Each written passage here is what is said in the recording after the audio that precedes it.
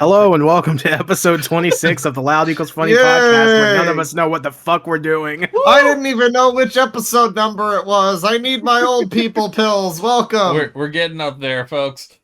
How we doing? Hell yeah. It's me, Fuzhou. That's Deadwing, Dork, and Tristan.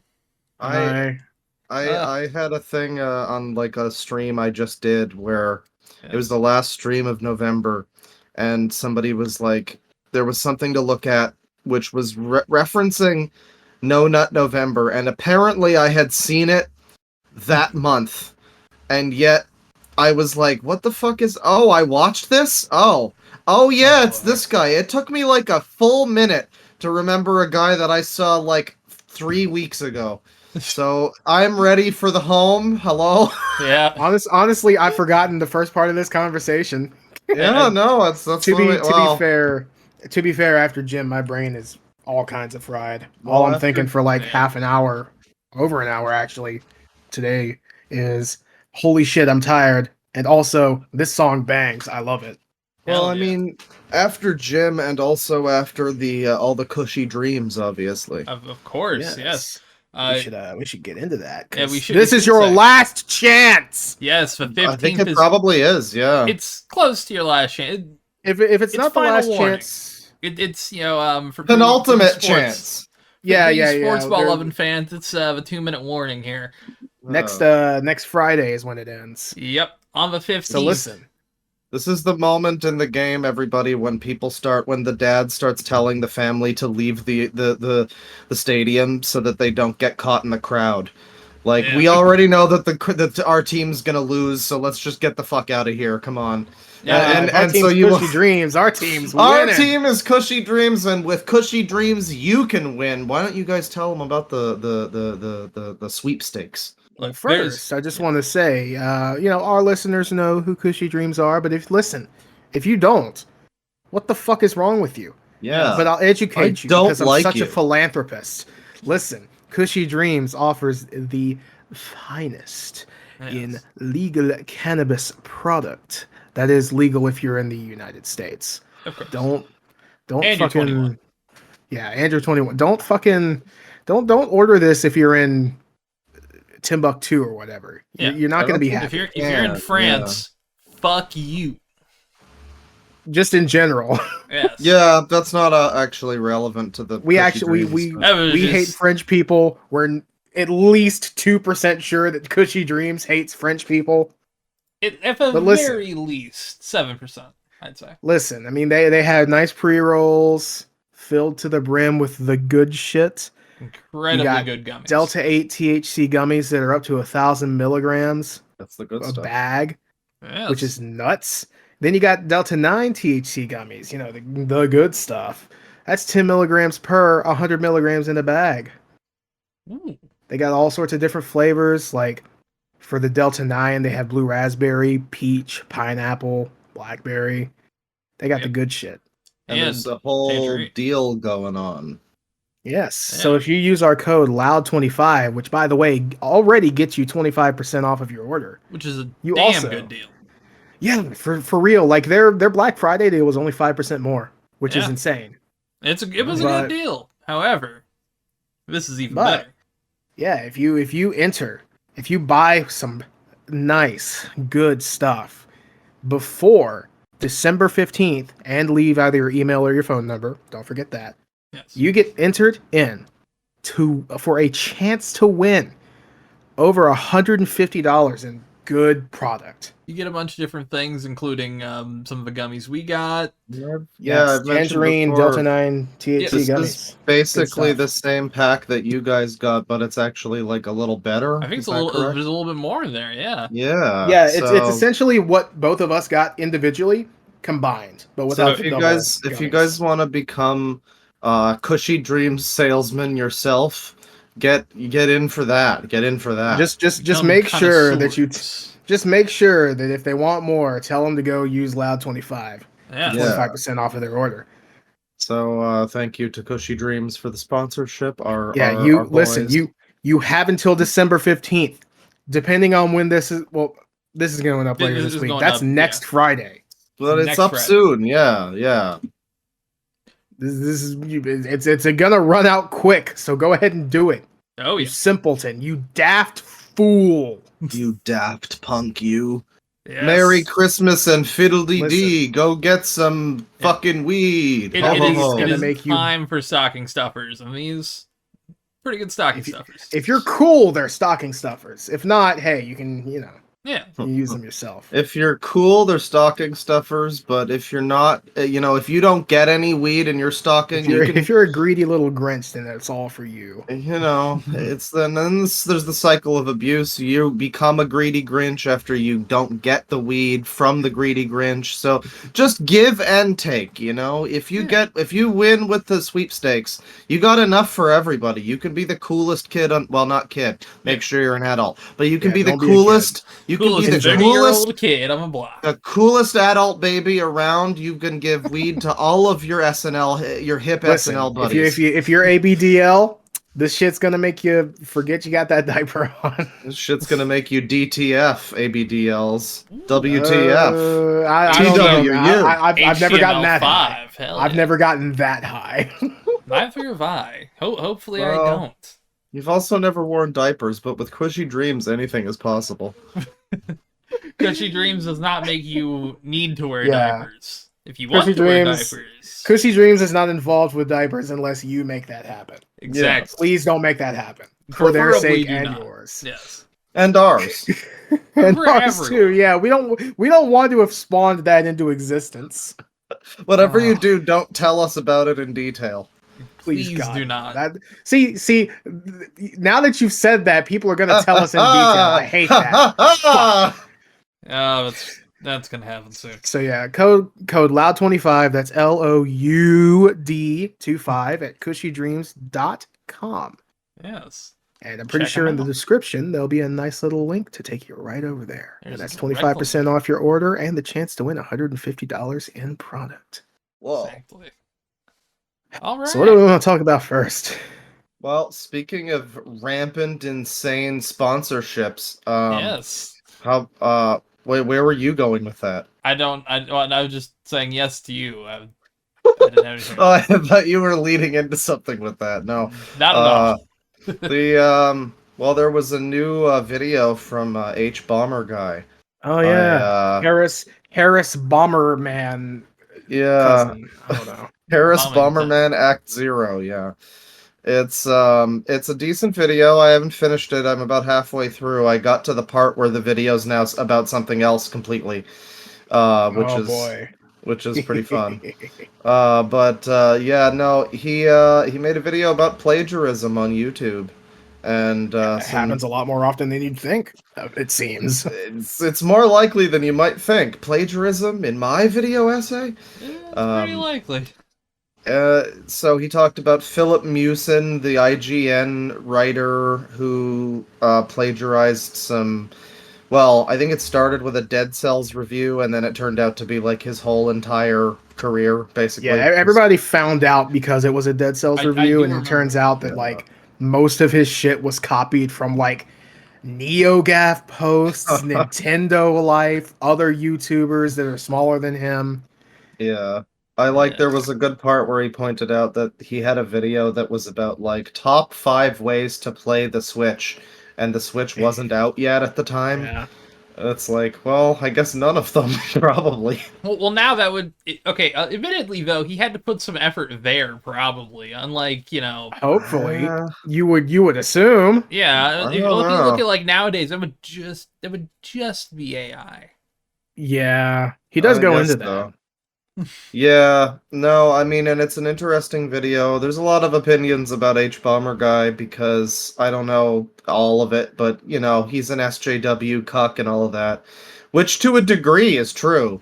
Yeah. But to be fair, people would call us SJW cucks too. I mean, to a degree, they'd also that's call true. us right-wing grifters. Yeah, we very perplexing. Yeah, we do tap dance on that line, which I'm happy with. But yeah, it's a fun dance to tap. I mean, it's funny. Yeah. So yeah, no, and there was also some stuff with Medicare back in the day. I know he was a part of that group with Jim. So there's stuff there, but I don't know. A few months ago, I watched his videos about Fallout 3 and then New Vegas, and then the one about Deus Ex and Human Revolution, which basically put into words what I always fucking thought about Human Revolution, which was like, yeah, it's pretty good, but it's sure dumbed down from the original. But Yeah. anyways, yeah, he's pretty good. He's got some good he's got some good videos. And yeah, this one is it's like a 3.5, 4 hour long thing talking about various cases of plagiarism. Philip Mewson, I think the second one was the second one Illuminati, or was there another person? Hang on, I'm gonna pull it up. Yeah, I haven't refreshed. I feel like Illuminati, possibly, if not Creepshow Art. I don't think she was plagiarism though. That was also, she was a weirdo. Plagiarism in YouTube. Let's check the. Funny enough, when I was streaming on Twitch, she did give me a sub at one point, and then when I did cover her, she took that sub away, which well, that'll happen to you. Yeah, I mean, hey. Oh god damn it! What did the she fucking think anti-ad block thing is back on YouTube. Talk about it. Oh, that sucks. They're also fucking with the return dislike button thing that I have. They are? Well, it still works, but it looks a little weird now. I don't have any problems with it. It's showing the down thumbs next to the share button now. So, I don't know. That could just be YouTube's goofy new user interface. Why am I forcing Tristan? Oh yeah, I have old YouTube. Anyway, the second thing he brings up is Cinemassacre. Yeah, sorry, I had it open this whole time. The entirety of Monster Madness that was just plagiarized almost entirely. Yeah. Oh, they had to scramble to get it out non-plagiarized on time. And I really like that he pointed out when that did this happen? Oh, this was like 2020. It was pandemic year. Yeah. The year where it was the easiest to not plagiarize? Yeah, I know, right?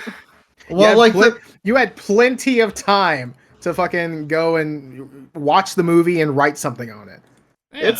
It wasn't Jim or James. Sorry, that I'm used to categories when I say Jim, but it wasn't James who did that. He didn't write that. It was like some guy at like Screenwave Media or whatever, because they bought Cinemassacre.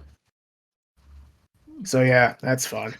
Yeah, it was this guy Newt, and yeah, I mean the video in general is great because like I was gonna point out that there's a really good point that he makes there about with Cinemassacre about like even when they aren't plagiarized, the modern Cinemassacre stuff feels very weirdly content mill machine. Yeah, it's not just fantastic. It's gotten a little bit better recently because I think either Screenwave like went their separate ways with Cinemassacre, or they realized, oh wow, this stuff ain't that great.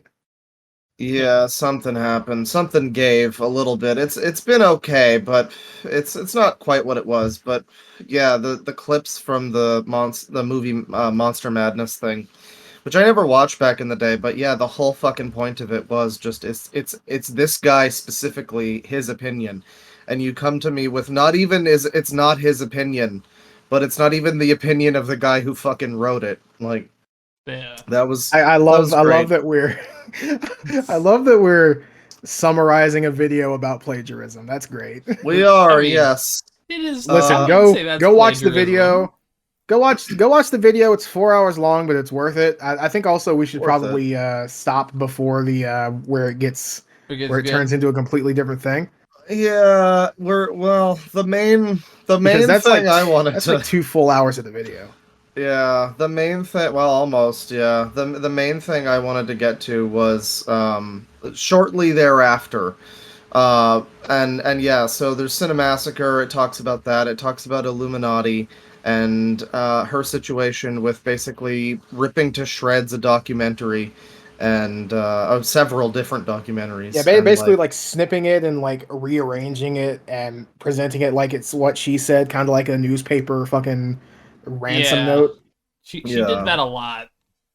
Yeah, and then another.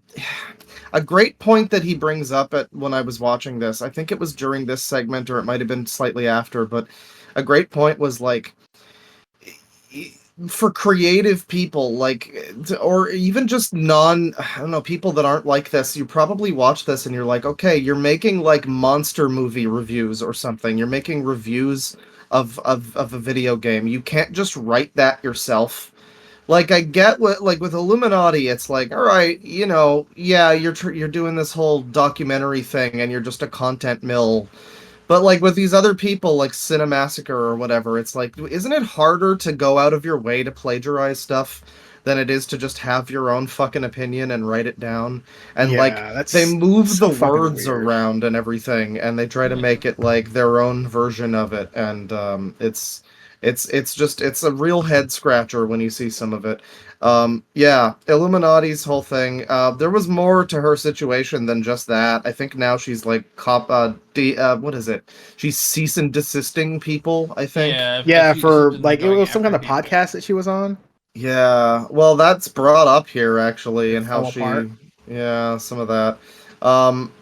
It goes into that in some detail with how she had a history of content mill stuff, and how she used to do like Reddit posts and story times, and then how she started slinging shit toward Legal Eagle, and then at the 1 hour, yeah, she did. Yeah, and it was really funny to have seen all of the because I didn't really look too deeply into it. I never really watched her, and I didn't care that much, but seeing it summarized here and then seeing her have the gall to be like, "Wow, Legal Eagle, you ripped me off." You like, took bitch, my editing style, which are you for real? Which apparently he had done before her editing style was like also, that. So. The editing style was literally torn paper to signify a quote.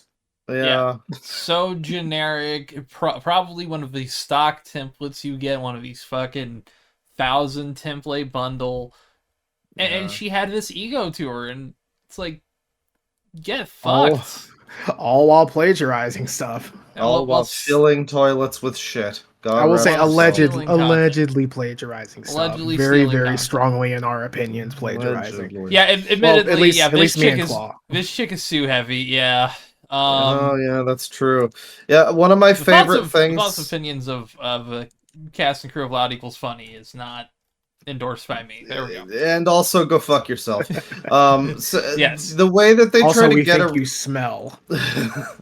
Probably a poo. The way that they try to get around this sometime. But for one thing, I want to point out, I've mentioned before, there's a guy that I watch on YouTube sometimes. I won't specifically name and shame him here, but I've mentioned him on the podcast before for like gaming news.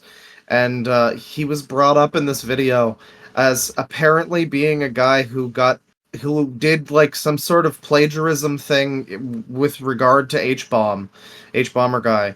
And when he was called out for it, it was something, I don't know the full story about it exactly, but it was something. He basically turned out to have been a fucking Sargon fan, and he was like super politically like active, and possibly it's the it's the guy that it's the guy that Hbomberguy accused of plagiarism, and then he was all like, no. Also, you soy boy. He started telling him he needed the video. An estrogen blocker or something like that, and I'm like, and then Harris calls him the most fuckable twink he's ever seen. Which I recommend watching it. That is mostly because I don't know the name and it's not even in the chapters. Yeah, no, it's fine. He brings it up briefly. It's just somebody I mentioned before, and I just quickly was like, oh yeah, no, that's somebody that I watch, and I didn't know that he was like a Sargon fan. That's just kind of funny, and I don't know if I necessarily want to watch him anymore. But then, it gets into at the 1 hour 25-minute mark. It gets to the cave story segment, which is what he titled it, which is where it discusses the internet historian video about the man in the cave. Yeah, that was the one that was released like September, October-ish last year. I think so. Yeah. Yeah, good video, very well put together, but apparently it plagiarized a lot of stuff. I never saw that video. Actually, I've seen most of his stuff, but that was one I just never got around to, and then it was taken down and everything, and I never, looked into it. But yeah, I mean, it's not just that he plagiarized a lot of stuff. I mean, as far as it appears here, anyway. I mean, I think we all like Internet Historian Yeah, I like generally. Internet Historian. He makes good videos. I've DM'd him before at one point in time, and we talked, and he said he liked my stuff, which is, hey, Oh that's God, nice. I just realized there's the potential to have him on the podcast. We could ask Yeah, him. if he would like to come on and talk about this is an opportunity to do it, but there's probably bigger podcasts out there that would have him on first, bigger if I had to avenues. guess. Yeah, but he was basically just he outright stole the whole format of the entire video down to the way that, I mean, allegedly, I guess, the way that it was formatted in like hour by hour, Increments, yeah. increments, and the specific scenes, the wording, and it was the same thing I was going to mention before, like how they all try to before I got sidetracked by the Sargon fan, how they all try to like worm out of the plagiarism accusations, like Cinemassacres. We took this down for some accidental plagiarism. Yeah, Accidentally. plagiarism, if you believe these people, is never on purpose. Yeah, it's never on purpose, and if it happened, it didn't happen, and if it did happen, it wasn't that big a deal, and so on. But yeah, like they all kind of do that a little bit, and he didn't really do anything like that necessarily here. But yeah, like it's so many of the other like hallmarks of that, like the obvious word changes, where he puts the two paragraphs side by side, or like in the case of like he'll have the paragraph that is allegedly plagiarized while playing the video and the voiceover from Internet Historian.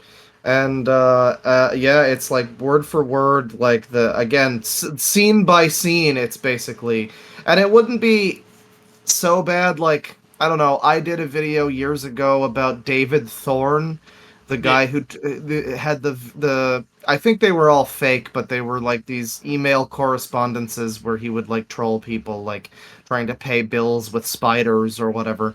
A picture of a spider that he drew. And like, yeah, I made that video, and it was basically like, the whole time, like, hey, go check out this guy's stuff. He has a book. You can go buy his book, and that sort of thing. This video not only did it not mention this like specific copyright, this specific article that he was from Mental Floss, I think was the site. Yeah. It like Mental Floss is like a YouTube series and an article. Yeah, they have like a half not article, but like an article site. Yeah, kind of like Cracked and College Humor back in the day. Yeah, and God, I miss Cracked. Sorry. Yeah, but before they, well, I remember when they started to go downhill, so I think they're still around. But, yeah, there are fates worse than death, yes. Turning into AI content machines. Rest in peace. Rest in peace, print, well, not print media, but like, the equivalent on the internet. The early internet like article house. I wish we were around in that era. We could have made so much goddamn money. For real, man. Yeah, I could have plagiarized so much. Yeah, so many people on 4chan whose posts would have been erased, and I could have just put them on the website, and nobody would have ever known. The moment we would have found out how easy it would have been to just put green text on and make so much cash, we would have been a green text farm. If only, time travel, that and playing the lottery. But, God, that's me. Yeah, it's a farmer's almanac from like or baseball almanac. God damn it! But you know what I mean. Yeah. Farmers too. You got to put the right crops in. It's like, what's going to be like this day? I can bet on that. Yeah. No, the The original thing is on a, I think, Mental Floss article. It's by this writer. I do forget his name, but it's all in the Hbomberguy video if you want to know more. Yeah. And if you've Yes, seen watch that the video, if you've seen that video from Internet Historian, then you probably owe it to that writer to go look up who basically is responsible for the video, because Internet Historian goes to the effort of sorry, I'm having a brain fart. It goes to the effort of sourcing like specific quotes and stuff that are sourced in the original article. that crops up a lot in the video, by the way. Yeah. Like even with like Illuminati did the same thing too. That was another thing that she did, was like quoting something or like sourcing something, but not acknowledging what the actual thing is from, or where you found it, or what brought that source to light. Which is what you're supposed to do. Yeah, it's essentially just he followed the script as laid out by this article and made a video out of it. And if he wanted to be open and honest with that and be like, I really like this article, so let me, because a lot of the video is about his, like, the animations that he does with the other YouTubers as the characters in the thing, and if he had just been like, hey, this is my version of this article or whatever, and like drawn attention to it, that would have been great. He didn't do that. He doesn't do that. The video was taken down mysteriously. People got weird about it because like Israel was in like parentheses and the person who took it down. People got real weird about that shit. I will say that with the guy who, the Sargon person that I mentioned, Hbomberguy specifically points out that guy mentions the Sargon thing as an effort to like get some kind of like political, I'm on the right side, so you guys should back me up, fellow Sargon fans kind of thing. Which is sort of what it starts to feel a little bit like throughout the Internet Historian segment, when he's like, oh, I didn't like Internet Historian because I watched his DashCon video and it was just being mean to minorities or whatever. And it's like, okay, I didn't like... we get it. You're super cool social justice man. Yeah. Yeah, I wasn't big on that specifically, but the people being like anti-Semitic... I mean, yeah, weird. There was that's a bit of I do wonder if it was. I don't think, like, I mean, I'm 99% sure Internet Historian didn't invoke that at all. Yeah, and he's probably not even aware of it. Probably not. But also, like, yeah, he specifically throws a lot of shit toward the Internet Historian fan base. It seems like you could probably find anti-Semitic people under anybody's comment section. Oh yeah, please do not prove us right, guys. For the love of God. No, admittedly, there are some people that I've already banned a while ago. So that's, but there were some people recently that I've had to ban where they popped out a couple. Oh, who do you think caused this? And then a fucking emoji. It's like, yeah, all right. Yeah, I remember that actually. He posted it in I was quick on that bit, and I was like, yeah, fuck you, dude. Yeah, I don't know. I mean, again, I don't think that's... I think that's very believable because, like, it's understandable that would be there from certain people because, yeah, the Israel thing. But I do wonder if that is a little bit like, hey, this guy has the wrong type of fans or whatever. You should not... I mean, I don't know. It just feels a little bit like it might be targeting that in a certain way, but yeah, all the actual points about the video though are all pretty valid. Yeah, and so the video was taken down by this like Israel company, and it mentions like the actual company that it's licensed under or whatever, and also people had re-uploaded the video. And had also got copyright claims that were very specific. It's very strange because this is the only time I think ever that there's been a takedown on YouTube for like copying an article, which is kind of crazy. That is weird. It was such a fucking giant, massively successful video, which I can imagine they were not fucking happy with. Genuinely a good video too. Yeah, and for a lot of reasons that weren't just related to the writing, which is why it's a shame that all of that is kind of invalid now. It's been re-uploaded and it's currently public, which he does go over in the video. It was, I would agree, strategically made public again right before the new video came out. Yeah, and I would agree that was a bit strategic. I don't know if I was playing it at double speed to get through that part before the podcast, so maybe I missed that part. But yeah, that would make sense. I did catch though that most of the re-upload of it was very different.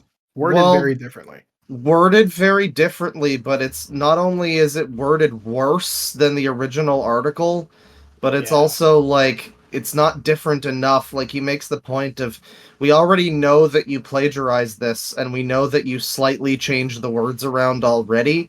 So for you to just further do that, it doesn't really serve any point. I mean, it's still the point of the fucking video is still like, again, the script has been plagiarized. All of the, it's like if you stole not the dialogue or anything from a movie, but just the story, plot, concept, and all of the characters and stuff like that, and the pacing and everything. So yeah, it's an edited re-upload. It's just really a shame.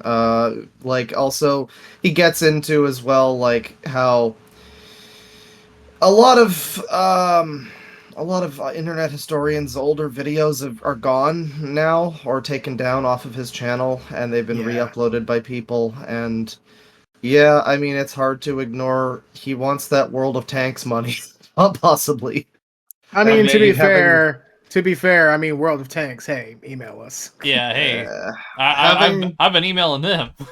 Having like the Habbo rape video or whatever, I don't remember that one, but like that was another thing where it was him kind of, it felt like, just flexing how social justice-y Hbomberguy is, where he's like, and this video that was just making fun of Kurt Eichenwald and reading hentai in a racist Japanese voice. It's like, admittedly, people should make fun of Kurt Eichenwald. Kurt Eichenwald is a very make fun of-able person. Very strange person. Kurt Eichenwald is a fucking weirdo, yeah. But yeah, no, those are some of his removed videos, and yeah, no, there's a general feeling while watching it that's like it's a new kind of disappointing, because you often see that like, oh, this guy turned out to, fucking touch kids or whatever. Yeah, but admittedly, it is nice that he's not a pedophile. That's one positive. Yeah, or the Gerard thing, I guess. Yeah, we should go into that, because I don't want to personally say anything on it until we get a response from Gerard. I feel like what I want to say is it's disappointing. On all sides for me, personally. Yeah. I hope this gets resolved and what needs to be done gets done. That's all I gotta say, really. Yeah. Yeah, no, but this is like, it's similar to that, I guess. Of this feeling like, I mean, I don't know, it doesn't, well, I will say, I don't know that he mentioned it here. Apparently he does, maybe I missed it, because again, I had it on like double speed, but somebody in the Discord mentioned that he apparently copied some chunks of the Costa Concordia video too, allegedly. I did see that. That's what I've heard something about that a while that ago. one I did I watched that video. I haven't personally looked into that. I did see it while I was waiting for food at Sheetz after gym, so I was kind of, zonked out. Yeah, but I didn't get the time to look into that. I just saw somebody talking about it. I don't know, it looks like now the pressure's on a little bit as far as that goes, like with Philip Mewson. Every fucking article he ever wrote was found to have been somewhat plagiarized or somewhat at least full of shit, generic, and at this point, he makes a point in the video about how, this was all uncovered like months ago on Reddit, and if it were not for his editor finding this themselves, then he probably wouldn't be talking about it, because it is all kind of buried. It was talked about a little bit on Reddit like 5 months ago at the time that they found that screen cap. Like, at the time they made the screen cap in editing of this video that apparently took months and months to produce. It was 5 months ago, so it's however many months ago at this point. But, like, yeah, it said that Yeah, in I the would. thing. 5 months ago. Let's just assume that that's like right after it was taken down. So Yeah. It's closer to a year. yeah, I would say about 7 months, maybe like 8 or 9. Yeah, probably. I know mean, that's a wide range, but you know, who Yeah. who really knows? But yeah, it's been potentially known for quite a while, and yeah, I mean the suspicious nature of the re-uploads of it, and it like apparently he re-uploaded it, and then it again almost immediately went down because it's more or less just not his video. I mean, it's like shit, man. You've got a good voice and you're funny. I don't know why you did this. It's a shame.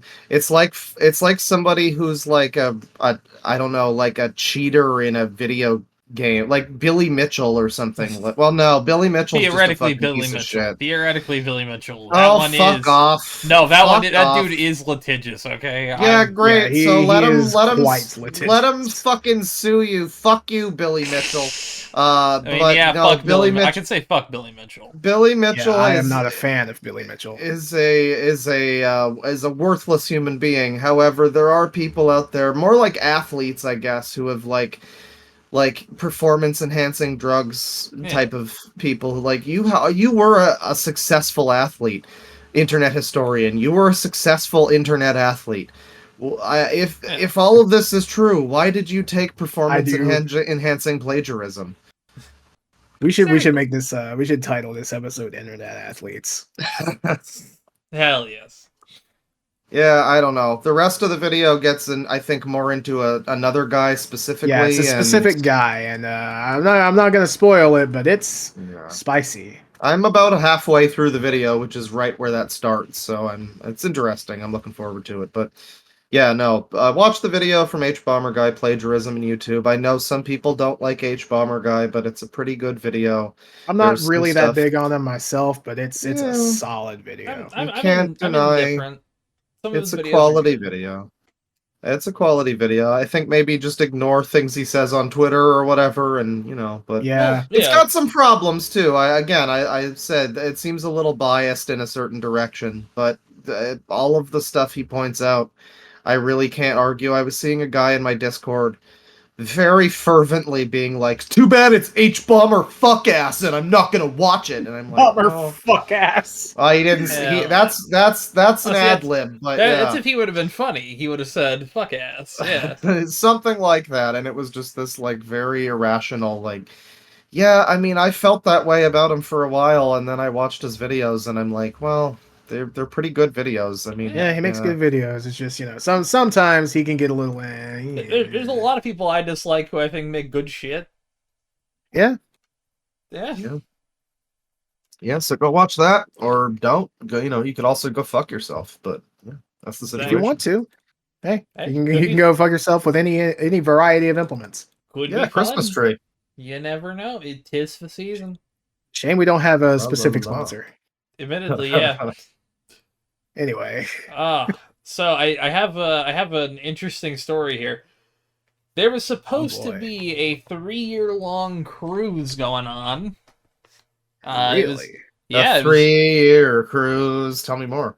This was a wild story because they've been planning this for, I think, at least a couple of years now, and I'm trying to find where I put the article. My dumbass did not save the article. 1 second here. Fuck. Sick. Yeah, stall for time, please. So how about that game? It's the 49ers at Eagles. I only know that because of Twitter trending. Did you guys know Kevin Conroy was gay? How about that? Yeah. I don't know who that is. Batman voice actor. Yes. Yeah. Okay. So, yes, people had signed up for the experience of a lifetime. 3 years traveling the seas from a cruise ship at prices that rivaled regular living expenses. But now the dream is over for passengers who had signed up for Life at Seas Cruises' inaugural 3-year voyage. It had been planned to depart in Istanbul on November 1st, so 2 days ago. right? People had flown down there. It's December 3rd. I'm dumb. I'm also a little high, admittedly. That was a good long Understandable. pause. CushyDreams.com, code loud25. Exactly. Thank you, Kushy Dreams. So yeah, people had been planned to like depart. You know, people had made their way there and everything, but it turns out that the people behind the company had not bought the ship. And not for lack of trying either. Because they had been in a bidding war with another company over a ship named the Ada Aura, which was retired this summer by Ada Cruises and was going to be rechristened as the MV Lara. However, it got bought out by another company who had bid a lot more than Life at Sea's Cruises. So essentially, 48 hours before they were supposed to take off, they finally told people, hey, oh no. We don't got this. Amazing. It's a good time for it, you know. Yeah, so great timing. Hilariously, like, the hilarious part about this, not the sad part, we'll get to the sad part. The hilarious part is the fact that they were blaming the fact they couldn't buy this ship originally before it came out that they couldn't get the ship officially. They were blaming it on the conflict in Israel and Hamas. Okay. And then it turns out that like 2 days later they're just like, yeah, we couldn't. We tried to buy apparently they tried to buy 3 other ships also, and those fell under too. Wow. Well, they really gave it their all. Yeah. Yep. You can't blame them. They tried. At least 3 times. And then this all gets wrapped up. I got a little bit more here because it gets crazy. So it all wraps up because the former CEO who got ousted, resigned actually a few days earlier, and said that she was not speaking on behalf of the parent company. Said that one, it wouldn't be going forward, and then if you wanted to invest in another company that she had just started. Yep. Oh, yes. So, yeah, you can try going in for that gambit. When did we as a species lose the skill of self-awareness? I mean, it's like the Fire Festival guy, which apparently that didn't wind up happening, by the way. The Fire Festival guy tried... Fire Festival 2. He tried to make Fire Festival 2. I don't know whether he stopped or if he was forced to stop or what happened. I thought we could have had it. I really thought we could have had Fire Fest 2. Maybe this lady and Firefest 2 guy can get together, you know, and do some shit. We need to get... I don't remember that guy's name, the Firefest guy. Tell you what, if you get that Billy... going... I almost said Billy Mitchell. Billy McFarland. Billy McFarland. Hey, Billy McFarland, if you want a live podcast there, I guarantee you we will do it for home and board. And 50% of all profits. But, yeah. I'll take 3,000, honestly. I mean, hey, may as well milk it for what it's worth. This guy actually, I rescind my offer. This guy's I'll take a scumbag. We'll just try to milk him for all he's worth. I don't know. At the very least, you know, it'd be nice. Let's do the classic Disco Elysium thing. We'll just walk up to the rich guy and go, "Hey, you look rich. Can I have some money?" You know, honestly, that has to work. And I actually have another story. You just have to find the right related rich guy to that too. Oh. Well, I have a thing for after the ship story, so... Okay, that's basically the end of the ship story, so I'll let you go, and I'll save this for after. Alright, well, that just reminded me, it's not even a big thing, I didn't even have this planned, but that just reminded me, so Mega on the Dead Wing server posted this earlier, one of our mods. This is the stepson of one of the Submarine billionaires. And it's this guy Brian, Audio Guy 182, who I believe is the guy went to Blink 182 concert after or during the situation. I think during the situation. This dude's my fucking hero. I love this dude. He is. Well, I don't know. You might want to hold that. He has some good tweets here. I say fella with a soft A. It's the N word, of course. Yeah. I support. It continues. Well, that's the beginning of the tweet. That's the beginning of the tweet. Let's hear him out. I say fella I support Trump. I fuck hot chicks, including trans. I drive a lifted F-150 Raptor through climate protesters. I don't give a fuck about Israel or Palestine. I'm gonna read the rest of this in Gilbert This shit ain't Gottfried's nothing voice. to me, man. I support the genocide of 46 million turkeys on Thanksgiving to defeat vegans. That's fine. Fuck your feelings. I'm rich, and then there's a money bag emoji. So that's a good first one. And then Brian again here continues. And this is 12. This is from yesterday, as the day of recording, the 2nd of December.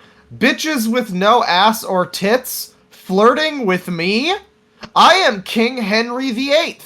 Maybe some fat dyke at a BLM Palestine rally will accept your ugly ass. Less than a 9. Get lost, bitch. Okay, I'll be 100% honest here. This man needs his own reality TV show. I love this. I'm going to link the picture. This is he tweeted on September 3rd in Abu Dhabi with my Muslim fellas. And he doesn't say the word fellas. With a Z, yeah. He looks exactly as I would expect. Dude, you know what? He looks like a grown-up. I basically know this guy. He is a grown-up rich Bobby Hill. He really is. Check out those mega minus lenses. The nearsighted fetish Tumblr is gonna go insane for this guy. There's a nearsighted. Oh yeah, I guess. Yeah, watch Chris Reagan's video on it. It's okay.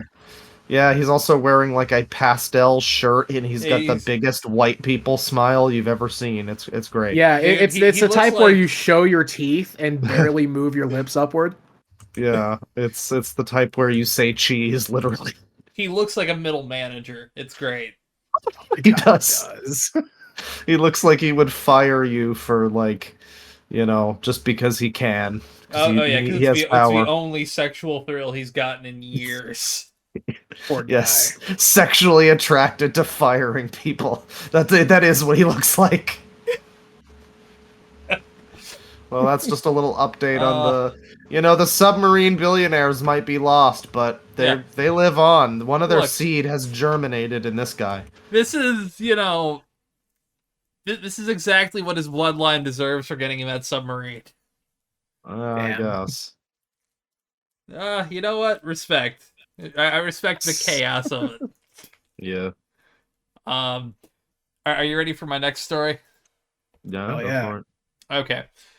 So Netflix decided to spend $55 million on a sci-fi show that never finished a full episode. Oh, sweet. Yeah. Oh. This is the funniest chaos gambit ever. So, Netflix gave $55 million to filmmaker Carl Rinch, who was the director of... Okay, have you ever heard of a film 47 Ronin?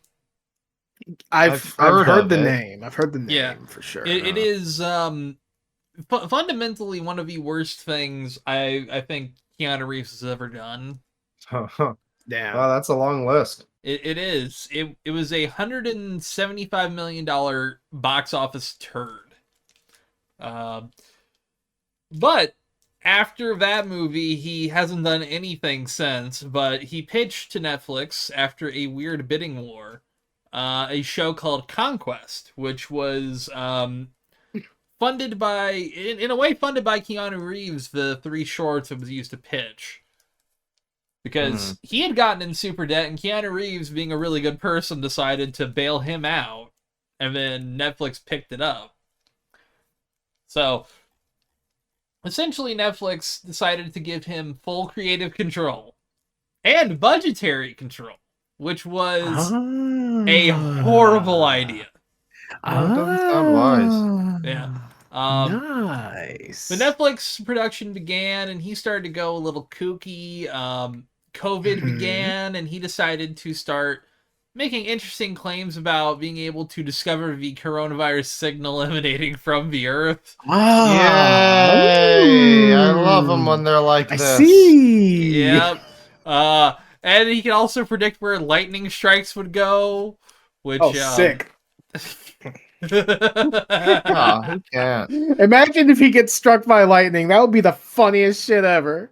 Honestly, if he could call his shot and stood in front of it, He's gonna be like the fucking lightning valley in Final Fantasy X, where you have to dodge like 400 lightning strikes in a row to get the super secret weapon.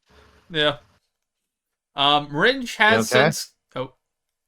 Yeah, Tristan's like muted. Yeah, Tristan got something to do, man. I'm gonna pause. All right, I'm back. Oh, never mind. That was weird. Things went staticky. You're good. I'm not gonna cut out the pause. People just minor technical difficulties. Yeah, that's no problem. But yeah, Ringe has since claimed that he has been diagnosed with autism and ADD or ADHD, which I don't think, as someone who at least has like high functioning autism, because I like a lot of dumb shit. You did make the entirety of this podcast the night we were playing, the match we were playing and during Halo, so yeah, I would say so. I'm on the level there. But, never, I don't think that could make me claim, I can predict lightning strikes, but hey, who knows? You should. It would be funny. I should try. Yeah, give it a shot, yeah. But yeah, other instances included his conflicts with his wife, including claims from him that she tried to have him assassinated.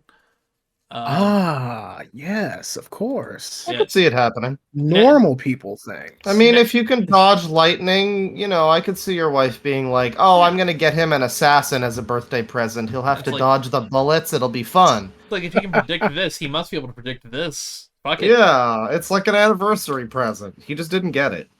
But at one point, though, he was saying to Netflix, like, look, because he had already had, like, 50 million, right? So he was at a point where he was saying to them, like, look, we need a little bit of a cash injection here, right? So they sent him $11 million. He then took... shit. Yeah, he then took 10.5 million of that and then plugged it into crypto. Now, hold on. Actually, hold on. Hang on. The Boogie 2988 special. No, unlike Boogie, because previously I forgot to mention he betted in stocks the first bit of money that he got and lost on that. He, however, actually did make it back on Dogecoin. He made $24 million on Dogecoin. The only person to ever make money on Dogecoin. Yeah, motherfucker's pullout game is amazing. Guess so. And then, people are responding, of course, to this here in this article. So here's what the creative director of Mystery Science Theater 3000's, the new series, said. Wow, our 100% fresh on Rotten Tomatoes Netflix show Watched by Millions could have had 4+ more seasons for that money. Sounds like criminal fraud. I don't know. It's pretty questionable. Yeah. Someone here who said, we pitched an original anthology show to Netflix. They said no because we were unproven. Is that the reason? Really? Yep. So yeah, but here's the thing also. He's suing Netflix for $14 million out of a breach of contract dispute. Because they did break his contract, technically. Oh, that's the ultimate fuck you. You know what? I hope he wins. I hope he does too. You know what? Yeah, fuck it. Why not? Some of the things he bought with Netflix's money, he bought 4 Rolls Royces, claiming they were props for the show. Cool. Well, he probably needs one for each day of the week. He also bought a separate Porsche. This dude is crazy, but I you know what? If he gets a 14 million, respect.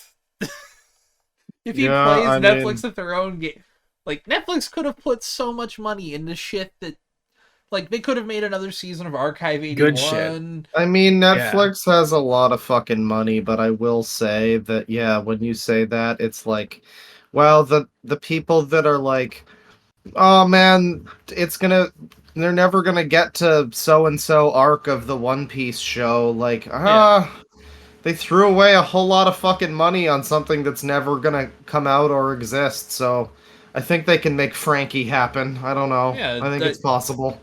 Look, if One Piece gets canceled ever because of this shit, or well, not because of this shit, it's like you can always look back at this shit and be like, yeah, they burnt this much. If One Piece ever just stops and they're like, we're not doing any more live action One Piece, it's gonna be where everybody's gonna be like, well, it's all that one. What was it called again? Conquest. Yeah, Conquest. Yeah, it's all gonna be Conquest's fault. And fuck this guy. Interesting that's all I got stuff. on this one here. You guys want to talk about Elon stuff now? Oh yeah. Oh yeah, I guess I'm always game to bully Elon on the thing. Yeah, go for it. All right. So, yeah, we got to catch up a little bit separately here because we've been behind. Elon decided to, under a tweet that was essentially a really big anti-Jewish conspiracy theory, decided to put a response saying, "This is the truth." What a guy! Yeah, which to everyone's everyone's surprise, really. Imagine my shock. Yeah, 100 plus brands completely ripped their ads from fucking Twitter. Yeah. Like, why the fuck wouldn't you at this point? Like, God. It was already enough of a sinking ship, and then it's like, I mean, again, he's speed running this thing fucking falling into the abyss. This is like, he's not just gone past fast forward, he's just skipping fucking tracks. It's like he put an album in and just skipped to the end. But you don't understand. He's masterfully playing the system. It's 4D chess, Bane. You're too simple to understand. Elon's got too much money for us poors to get it. That tweet from car door. Yeah. The tweet from Timmy C 3Ms at ESQ Tim. Yeah. Elon Musk slamming its dick into a corridor, and Musk fans are like, masterful gambit, sir. Yeah, like, for real, honestly. Here's the thing. If you look above it, Jesus Christ, Tesla shares dropped by a massive a lot. Like as soon as he went on stage. And it doesn't help the Cybertruck is a hilarious failure, but we'll get to that. I don't understand how. Well, let's get to that in a bit.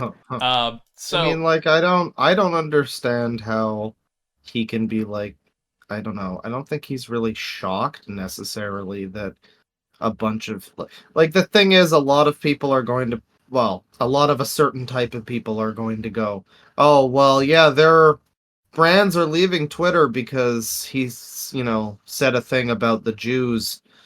Doesn't that prove? And it's like, this clearly means that they control the world or something.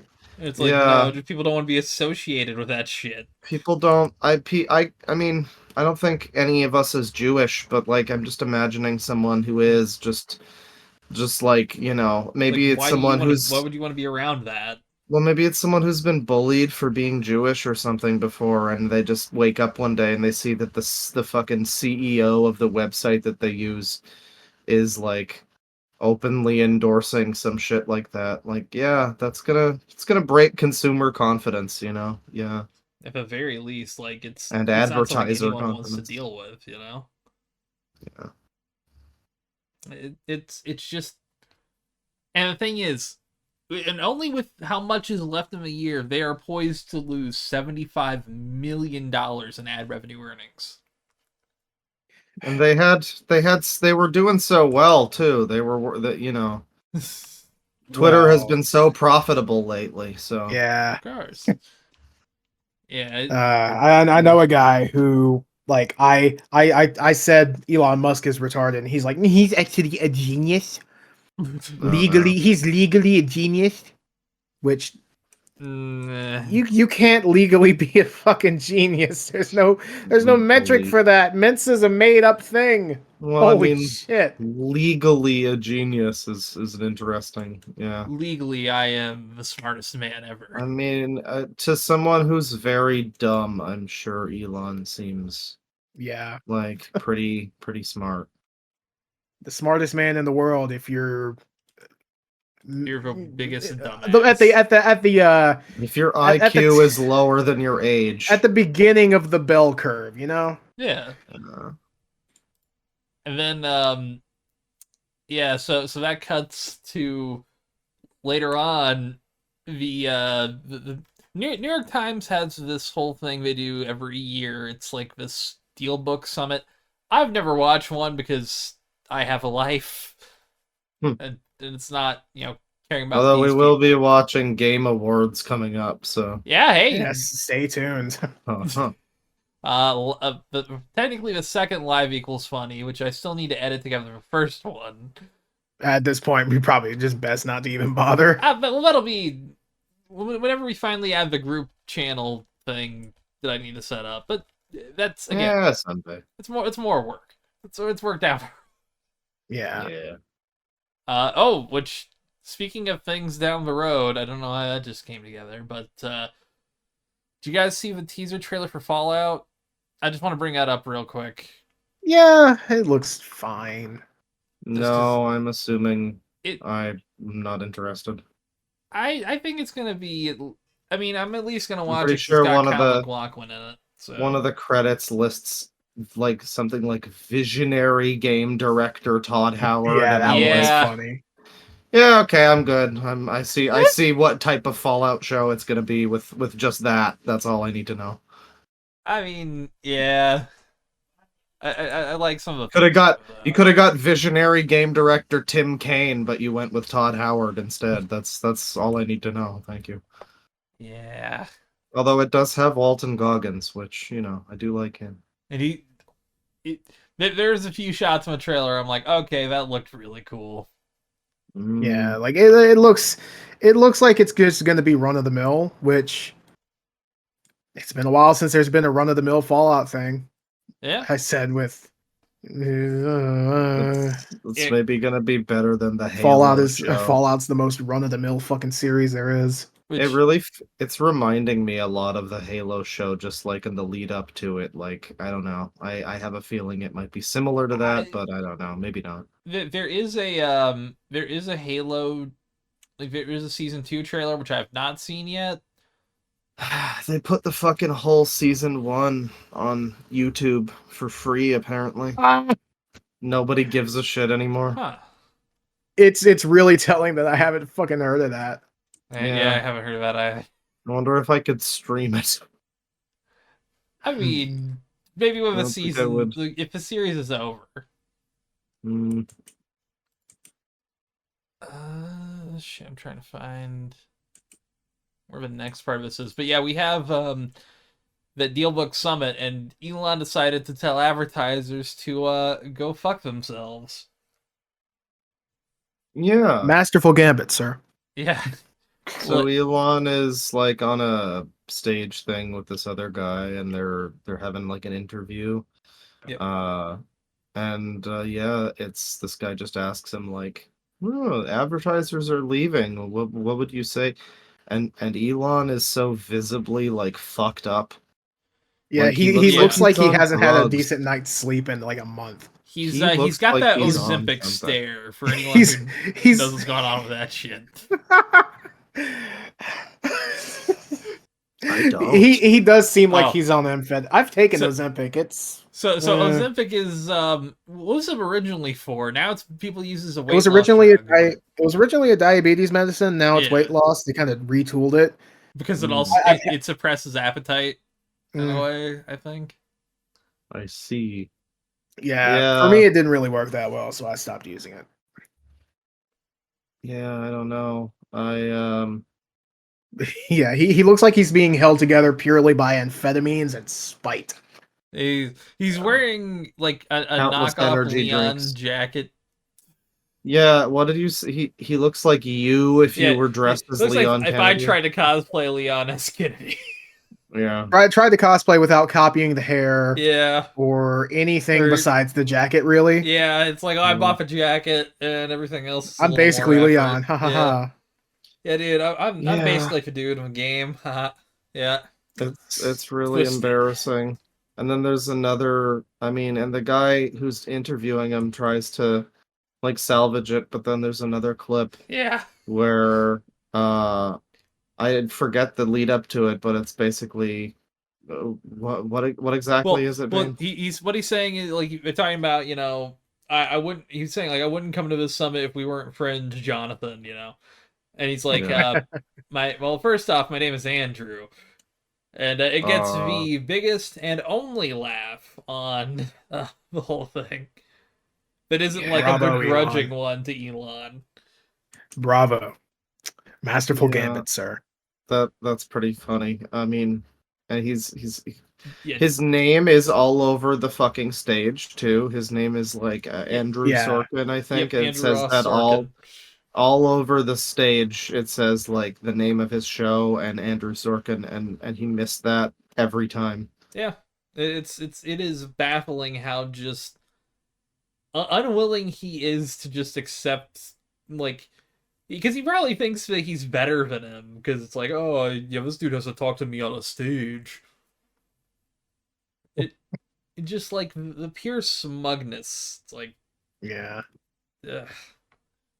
Yeah, I don't know. I mean, it's just really... We've been following the downward trajectory of Twitter since, like, this is a pre-X podcast, boys. Yeah. Which is wild to think about, because now, like, I've even gotten to the point where sometimes I'll think, okay, well, time to go on X. Wait, hold on. And it's like, because I see the fucking stupid ass X every day when I go there. Yeah, well, it's just people. I hate the people who have just allowed him to do this. Like, because it's only worked because because I guess enough people have been willing to just call it X.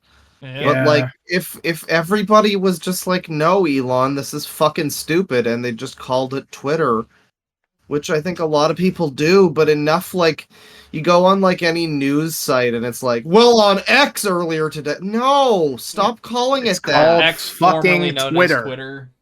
That too. Yeah, that's almost worse. Yeah, that's like an acknowledgement.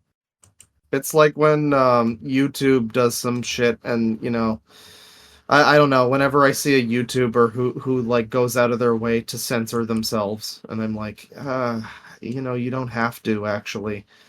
Like, you should not be okay with the fact that you have to bleep the word moron or get your video, like, age restricted. But some people are just, like, useful idiots, I guess. Now I'm black pill ranting. Corporate dystopia. Yes. Very fun. Speaking of corporate dystopia, actually, fill time while I look for, like, a direct quote for this. Oh, alright. Here I go filling time again. So I'm gonna talk about all of those types of people that I hate. Yes. And there's a lot of them, as we all I'm know. gonna cut you off before we say something that'll get us demonetized. So useful idiot, god damn it! Oh boy. I do have one more thing with the Tesla thing. Cybertrucks have finally released, and oh god, yeah. Oh, the crash test footage is hilarious. This crash test footage, I don't find it hilarious. I find it scary. Dude, this thing is going to fucking murder people. It is hilarious. Yeah, this thing is like there's a reason cars have crumple zones. I know I've said this before, but it bears repeating. Now, 35 miles per hour is, to put it very nicely, not that fast. Yeah, it shouldn't be fast enough to kill somebody. Yeah, it shouldn't be fast enough in a like full frontal car crash to snap the rear axle. Well, yeah, this is like no compensation for how did anybody engineer this fucking thing? With crayons. This is Elon's design, baby. This is going to kill people. This was all him. It's gonna kill pedestrians. It's gonna kill the peoples inside the car. This is good. Yeah, like, so I'm reading a Star Wars book, the one that's like the semi-unofficial sequel to the original series, and even in that they mention like some kind of acceleration dampener thing while Luke's in an X-wing. And I'm like, oh yeah, that's because he's getting rocked around. They would kill him. G-forces, and this fucking truck is stupider than the Star Wars book. Which is a feat, I gotta say. That's great. It's just funny because I was reading that chapter and immediately I saw that and I'm like, well, yeah, you don't have your acceleration. This whole thing is fucked. Yeah, like if you can see the chassis of it without the truck part, and it's like, it's just this solid block. It's like it's literally a solid block of fucking steel with like a motor, like a battery at the bottom. Yeah, it's fucked. If you're going to Gmod car. If you're going to live, though, you're gonna have fucking whiplash. Again, there's a reason cars have crumple zones. They're like acceleration dampeners for when you crash. Oh, man, it is. Look up the Tesla Cybertruck crash test is the video. Yeah, and it's bleak. Buckle up. Like you can see, like it's 35 miles per hour. It looks like the entire family gets wiped out. Yeah, little Timmy will not survive a car crash in this one. Somehow it's still being taken to market. Thanks, United States lawmakers. I mean, hey, at least he's not making that stupid fucking loop thing. Yeah, well, but that actually, you know what that just did? That just fucked the chances of ever getting any public transit there. That's what that did. That's true. Very fun, very cool, very nice, very sick. Yep. We could have had a Hyperloop. I love that Elon has come to America and is bringing all of his stupid bullshit to America. And it's just like nobody is South Africa immigrant. Well, yeah, like nobody. It's funny how many people. South Africa. There's so many people who I feel like are Elon people who are not aware of the fact that he is kind of just I don't know. There's people who I feel like would be upset about immigrants and immigration, and they're like, wow, we're really just letting this South African guy come to the U.S. and run rampant with Cybertrucks and a loop that almost came out and fucked up everything, and now there's a car in space and just. Well, wow. There's such a thing as useful idiots and useful immigrants. I mean, it's just he's not one of them. He's an idiot that is not useful. Oh yeah. I don't know if useful immigrants is a thing you want to say. Well, I mean, for those kind of, you know what I mean. Yeah. I do. I don't know. The Elon ass kissers, the excellent gambit, Mr. Musk. Yeah. King Musk. Yeah, if you go to that the first YouTube video I linked, the one at the press conference, you can see so many people just fucking slobbing on Elon's meat in the comments, and it's like, you people know he will never see this, right? Yeah. No, that's the thing. This is Elon we're talking about. He might. He's the type of person to go and look for positive comments. Just for that fucking dopamine hit. Yeah, he name searches on his own goddamn website. He absolutely does. I think it's been proven that he does, yeah. Let's get off of this awful subject. Yeah. And go on to another awful subject. Yeah. So I asked y'all to fill for a sec while I, did a quick little search, and I found what I was looking for. From Zach Bussey on Twitter at Zach Bussey, Bussey.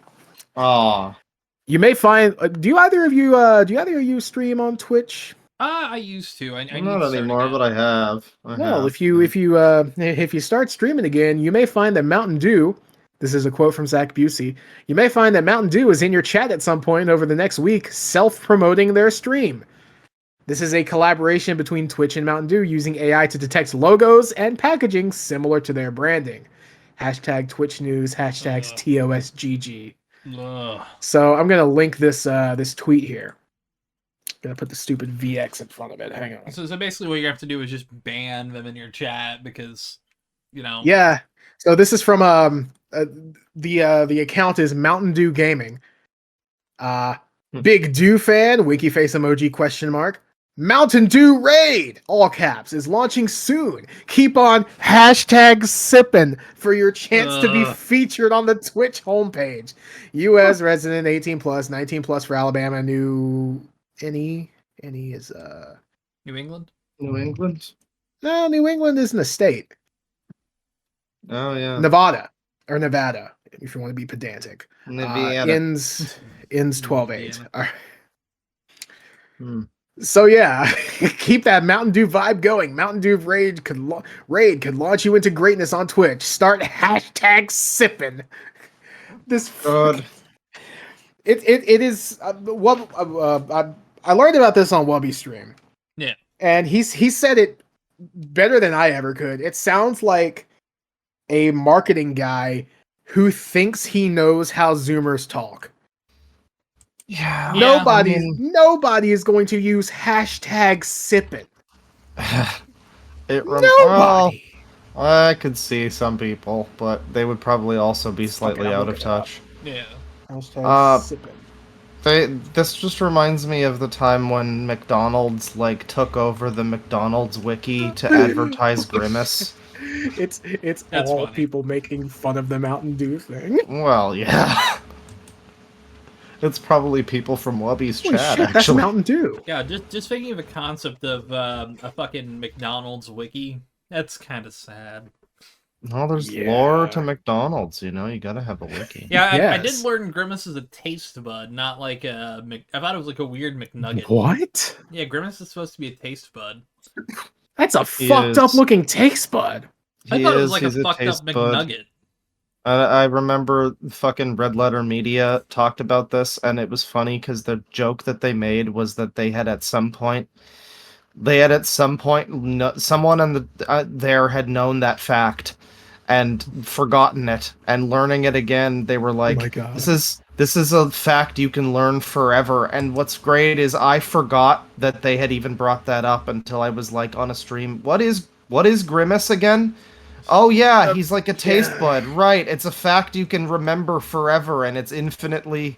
Oh yeah, he's a taste bud. That's funny. It's like a core memory. It's so strange. Okay. I've never heard that. So yeah, that's hashtag sipping. Yeah, hashtag sipping. I'm gonna be Funny thing is, I usually stream for my own personal thing on Wednesdays. Yeah. I might just put a Mountain Dew logo in the corner just to fuck around and see what happens. Just get him in there, come on, fucker. Well, yeah, some people are gonna want to have some of the attention too, and be like, "Hey, Mountain Dew, give me the thing." Oh yeah. I just pay me some attention. Yeah, no, yeah, but there's gonna be some people that are going out of their way for it. God, yeah. Yeah. I don't know why every marketer just can't realize, teenagers don't hashtags, everything. Yeah. No, it's really the higher. boomers. If you've ever seen the old boomers just hashtag every fucking word in a tweet or Facebook I hate that post. shit so much. It's now to people of them that are late 30s that I know. Anytime I go on Facebook, I see them doing that kind of shit, and it's like, you're 36, dude. You know better than this shit. Yeah. And you'd think they would, at least. You'd hope. Oh, I do have technically one more Tesla story. Oh God. Yeah. All right. Well, after this, I think I want to get into some Game Awards stuff just to talk about something positive for once. I have another YouTube drama thing. Bane and I have to. Oh yeah, there's that one. This one's real quick. Basically 6 years ago, they announced that the Tesla Roadster, the 2.0 one, they never released, and they had 1,000 people give them $250,000 for it, and nothing's happened. Cool. Huh. That's all I really got on that one. Thanks, Elon. Basically, yeah, Elon got a free cash injection, and nothing's came from it 6 years later. Wow. Yep. All right, so tell me about this guy who loves kids. Apparently, he loves kids, Charlie. He loves kids. I saw the thumbnail that you put. Yes. Yeah. I gotta learn about this. Well, so there's this guy MamaMiax who used to make. Well, I guess he still does, but back when I watched him, he made videos that were like, "Hey, this is a chat group on Telegram that's grooming kids, then this is bad. And, you know, the video was like pretty decent video, I guess, overall. And, you know, I saw a few of his videos, like 2019 or something. There was a situation that happened in, 2021 or something, I don't know. I think his video got taken down that was talking about like... Yeah, I think it was one of the chat apps or something. Basically, investigations into, like, pedo groups and stuff like that, exposing predators and stuff. You know, generally kind of a noble thing, but, yeah, he had this whole thing, and it was hashtag pick a side YouTube. Yeah. Muda talked about it, and it was like, are you siding with the child predators, or are you siding with MamaMiax YouTube? And, in hindsight, that's very cringe, because, yeah, I hadn't watched any of his stuff in, like, a few years. I remember he added me and a few others to a group at one point, because I talked about zoo sadists, and he wanted to maybe talk about that, I guess, but I don't think anything ever came of it.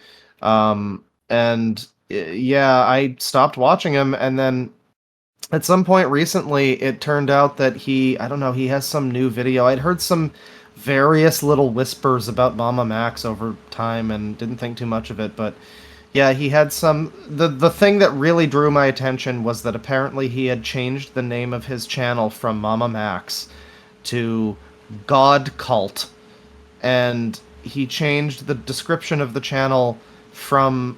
I don't know what it was before. What it says now is a filmmaker dedicated to empowering children, which is kind of strange. That's us. The guy looks like me, like with a beard. Like he looks like my age, basically. He's like a mid, and he doesn't have kids, and he doesn't have a wife or anything, and yet he's really, really dedicated to empowering children and yada yada. Yeah, that's a bit strange. A little odd. And so a couple months ago he had this video called like brainwash your favorite influencer, and it was basically him tagging like Corpse Husband and Anthony Fantano and Sniper Wolf and fucking what a group, what a fucking group. Don't you even fucking Sniper Wolf is a recurring character here. Yeah, all of these people, Mr. Beast, Danny Gonzalez, and Drew Gooden. Mr. Beast! Yeah, you had people like Cinnamon Toast Ken, you had Lex Fridman, who's like an actual podcaster guy who's not like a fucking Sniper Wolf. Oh, I was gonna say. Well, no, I mean, we're podcasters here. No, I mean he's like a legitimate Bane, person. Please he's do not refer to me as that derogatory term. No, but yeah, it was a very strange list of people, and he wanted people to send it to them, I guess. And it was this whole really artsy, like, if you've ever seen a Nexpo video where he's got like the voice changer and everything. It's up its own fucking ass. Up its own ass, Sweet. really egotistical, like artsy fartsy bullshit. He is even referred. What? Remind me later. Speaking of up its own ass, I have an update to a previous story from a while ago. Okay. Speaking of up its own, that's exciting. But yeah, really artsy bullshit. He's wearing like a mask. He's got like lights going. There's music. There's like it looks like a music video for like Mastodon or so. Well, there's less asses than if it was for Mastodon, but it's like some kind of strange avant-garde music video. There's even a part because he tags all these people like, you know, Anthony Fantano, and then in the middle part of the video, he actually has this whole segment that's like, "Dear at PewDiePie, we know that you're a recent father, so you would contribute to our cause." And all of this kind of strange stuff, like, "At Ethan and Ela, you know, because you're parents, that we need to safeguard the children," and all of this kind of Pizzagate bullshit. Yeah. And during this whole segment, he's got this like thumping fucking industrial EDM shit playing by an artist called Filmmaker, apparently. And I know that because he says, "Dear Anthony Fantano, this is pretty," paraphrasing, it's essentially, this is all pretty bad stuff. Can you check out the new Filmmaker EP? Yeah. I was like, I don't what? know. It's not even like him plugging his own music. It's like the filmmaker EP. I don't know. And some people in chat were like, "Yeah, filmmaker's good." I'm like, "Well, yeah, maybe, perhaps," but still, it's the thing weird. is. So what this video is, and I haven't even mentioned it yet, what this video is actually about is, by all accounts, what appears to be a very legitimate situation of some guy who's been grooming children on the internet for several years, since at least like 2016, maybe longer. Yeah. His name is Camden Davis, and he is this dude who's pretending to be a werewolf or something, and he's like... He's like trying to drag people, young women and girls, as young as apparently 11 or 10, into his like strange vampire werewolf sex cult. And which is a statement I never thought I'd hear. There is very precious little actual evidence of it in the video, but it appears that it the way the video is designed, it's not like you can tell. It's so focused on his own weird art bullshit that if there is, like, evidence, like, it's 7 minutes into the video when you first hear, and it's like a 10-minute video or something, it's like 7 minutes in when you first hear from one of the victims being like, this guy abused me and all of this stuff. Yeah. And it's just it's so horribly put together that at a certain point I was just like, This is like some kind of social experiment, and this guy did nothing. And this whole thing is just an exercise to see if we just believe this strange hit piece toward this guy. And that's how badly it's framed. But then people in chat are coming in like, no, actually there seems to be real stuff against the guy. It's just that MamaMiax fails to go into any of it at all. But he fails to put any effort, any actual, like... It is he puts in effort, but like in all the wrong places. It's style over substance, and it's great. And it's favorite. In a situation that's supposed to be about victims, he spends the vast majority of the video. One of the other things, this whole like influencer video, it's like it starts out with, and Tristan, you'll appreciate this. It's basically like in the beginning of Morrowind, when Socucius Urgala asks you from the list of questions to generate your class. It's like that. It's like a questionnaire. Amazing. It's this bizarre thing about so imagine my voice, but it's like pitched down 3 semitones or something. You find yourself on an exoplanet. There are 2 warring factions. They are battling and killing children. Based on this, who do you think will win? And the 3 options are the something one faction, something the other faction, and the third option is extinction. And I'm just like, okay, well, it's obviously fucking extinction because they're killing the children. So, like, yeah, your artsy-fartsy point is that we're all going to be extinct and we need to... It's some very, like... So God Cult was the thing that he named the channel around this time, and this video is like, God Cult, join the God Cult, join our movement. It's trying to frame it as this, like, cult that you join that's, like, dedicated to exposing this vampire cult. If you're confused, you should be. You should be. Yeah. I was gonna say, none of this makes sense. None of it makes any fucking sense in a video that should be, like, 10 minutes long and be like, hey, my name is so-and-so, I was victimized by this guy, here's some proof, here's some other victims. Some of that is there. There's apparently a 5-hour interview with one of the victims who, according to a chat member, and apparently this comes from a stream that recently happened, which I didn't see, but according to a chat member, he said from that stream that this victim is, and I quote, emotionally and financially dependent on MamaMiax. That's from a chat member. Yeah. Getting that from this stream. I don't know how true that is, but this whole thing gets weirder. Apparently, this all goes back to, like, they know his sister, and so... I'm just left, again, this is around the point when I'm like, so did this guy just, like, break up with the sister, or something happened, and now this is, like, this horrible, like, hit piece? Because there's even this thing, the first time you see the picture of Camden Davis, there's this weird, like, subliminal, the whole thing is trying to subliminally fucking brainwash you. That's the whole, like, conceit of the video. And it's, like, flashing all this text at you that's like, he will attempt disinformation campaigns. If you try to talk about him, he will blah blah blah, and it was basically all a checklist of things that you could kind of just say that these videos were to him, like toward the end of it, without any context, like, oh, okay, just like a disinformation campaign without any real evidence or anything, because that's kind of what it seems like. But again, people in the fucking chat were showing up just like, yeah, this guy has like multiple people, like underage people from Australia who he has giving him money every month. Like, this is apparently a real situation, but it's so horribly mishandled and miscommunicated that it actually got me on the side of this fucking weird predator vampire man, because MamaMiax is like growling in your ear with his corpse husband voice changer and putting on weird fucking masks and all. At least we know why he tagged corpse husband. Yeah, shitty low voice guy that people are thirsty for some reason.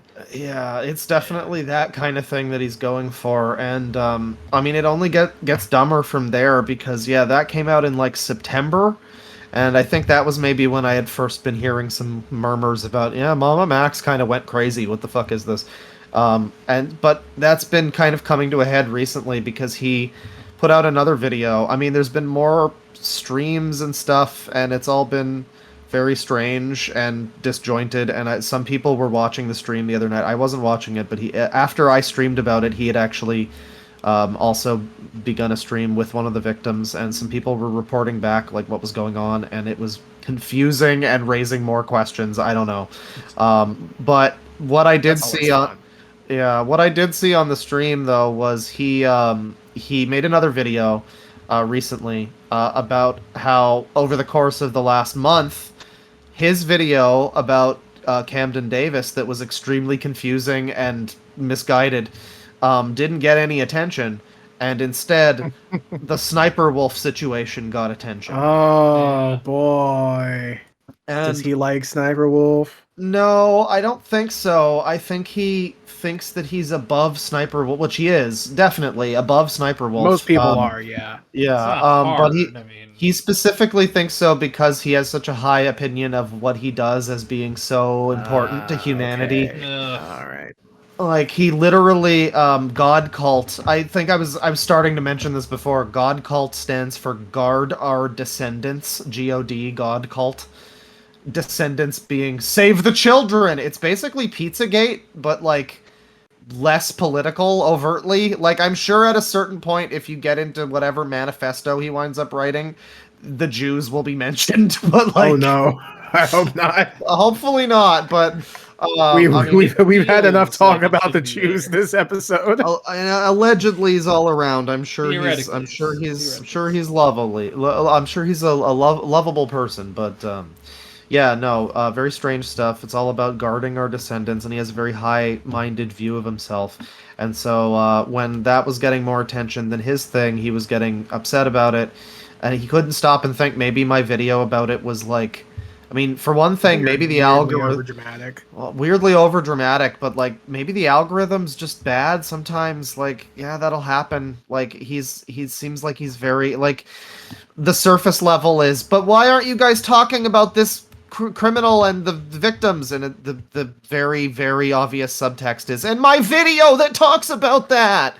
Yeah, you know, it feels very spiteful. Very spiteful, and specifically during this time, he was trying to get the attention of Critical. And Critical apparently was well, I don't know. I don't know the exact time frame. You can watch his video to find out. It's called, like, This is the Cancellation of All Time, I think it's called. Yeah. It's basically a video that's set up as him trying to cancel Critical or something. It's very strange. And the reason he's trying to cancel him is because he was spamming Critical, among other people, in a group chat thing. He was spamming them with like, all right, people, I need you guys to stream my video and talk about it and spread the word. And he, during this video about the cancellation of all time, like, he talks about it for a while. He talks about, and I want to say, the live clip might be up at this point. But I want to say I did skip over a chunk of that video, so there's a possibility he goes over some more of the proof and the evidence and stuff. But I skipped to the part where it begins talking about Charlie, and yeah, so he eventually he gets to Charlie in that video, and it's essentially like, yeah, so I made my video, and he starts flashing all of these screen caps of the Discord messages of him being like, "Hey Charlie, I noticed you've been quiet in the group chat lately. I just wanted to check in and make sure you're okay, and also talk about my video." And just like gently at first, and then less gently prodding him to talk about the video. Yeah, what a guy! Talking about my video, huh? And essentially the whole thing. So I'll just say now, it turns out Charlie had COVID and also just like probably looked at it and was like, "This is stupid, and I'm not getting involved." I mean, like, it's not stupid. It seems like a real scenario, but he's handled it so poorly. Like, yeah, I can see why he maybe wouldn't want to look at the guy's video, but yeah, he had COVID, so he didn't even see the guy's messages, and he comes back to like hundreds of fucking crazy messages about like, "Why didn't you see my video, Charlie?" And Sick. and the guy's whole video now is basically just him canceling Charlie for being like, I guess, not good enough with his platform. Like, you have an ability to expose this predator, but everybody's talking about Sniper Wolf and latest internet trend and not my thing. And why not, Charlie? Yeah. So it's pretty wild. That's basically it. There's probably some new stuff since then, but yeah, he's trying to cancel Charlie over it because, I mean, why wouldn't you get involved in such a situation? Yeah, you know? of course. I implore people, if they've missed it, go check out his videos. They're very, very strange. His recent stuff. I mean, keeping in mind what I've said so far, you will see what I mean. Again, it's like a Nexpo video. I've talked before about how I can't fucking watch an Expo anymore. Because he'll be talking about, like, somebody who actually died, and it'll be, like, voice changers and scratchy VHS effects, and like, Jesus Christ, dude, this isn't a scary, spooky ghost story. And, yeah, I mean, it's basically that, but with, like, child abuse vampire cult. Which, to be fair, is as ridiculous. Maybe it's fitting. I don't know. That's like a kind of a ridiculous headline. I would expect to see something like that in a fucking analog horror series. Yeah, I guess so. Maybe like fucking urban spook. It's definitely an urban spook kind of thing. Yeah, but supposedly it's all real. There's even like a 3-minute video that quickly summarizes the whole thing, and it's like, yeah, so his video's terrible. Let me explain. And yeah, it does. It gets into things that he doesn't even bring up. And apparently he kind of does in like the 5-hour fucking interview with this woman. But he doesn't bring it up at all in the... doesn't bring it up at all in any of the 10-minute videos that I watched, you know, that are like easily digestible. That I was supposed to watch on stream. Like, if Mr. Beast... And that was the other thing, like, what is... So the police didn't get involved with this for whatever reason. There's apparently hundreds of victims, apparently. But the police are just not able to get involved with any of them for some reason. And so we have to turn to, like, fucking Corpse Husband to do this for us. We have to turn to, like, YouTubers and Please, streamers. for the love of God, tell me he tagged a Dream. I need this. He did. Yep. He absolutely... I think they were right next to... He also... XQC was there. And Hassan. So, all of them. I mean, at least XQC and Hassan haven't, sexted minors. Yeah. Yeah, and, well, yeah, no, that's... I mean, I made a joke in the thing about, like, well, yeah, you've cast the net to people like Dream and Corpse Husband, and they're probably already groomers. What you need is Cat Icarus, and then I started naming off like frankly YouTubers. based Boys. YouTubers, but frankly we need more lol cows also. Yes. We need more, we need Chris Chan, and I specifically thought King Cobra would be great for talking about this. Just, what is up, YouTube? This story is fucked up. I can very vividly see it. And yeah, you don't need Dream and Corpse Husband. You need them. Yeah. Chris Chan will get the word across about sex weirdos. Don't you worry. More people will talk about it. If Chris Chan's time at it, more people will talk about it. Yeah. I need to tell y'all about this really, really, messed up thing that's been happening. Yeah. I'm working on it. Yeah, so in the world this guy hopes for, where that video was a success, I guess we all are just guilty until proven innocent by Dream and Corpse Husband and Oh XQC. God! That Please, anybody but those three. That's and Sniper Wolf. That's the tribunal. Ugh. Yeah, is there any other sad news that we have to get out of the way before talking about fun stuff? Not from me. Don't really have anything currently. I'm checking. I planned for that last one to be a fun little transition. But now we have child abuse and overdramatic YouTubers. Hey, that's Yeah. not the worst news. True. Yeah, there could be like 15 dead people or something. There's a lot of dead people. 15 dead people in the showers at Ram Ranch. 15 dead people storage, just for only 15. 15. I'm not gonna finish that actually. No, I'm good. I guess I could technically finish out with my COD my final COD review. Oh God, boy. You're gonna shit on me for this one. Is it a 9 or a 10, Bane? Okay. 9.5?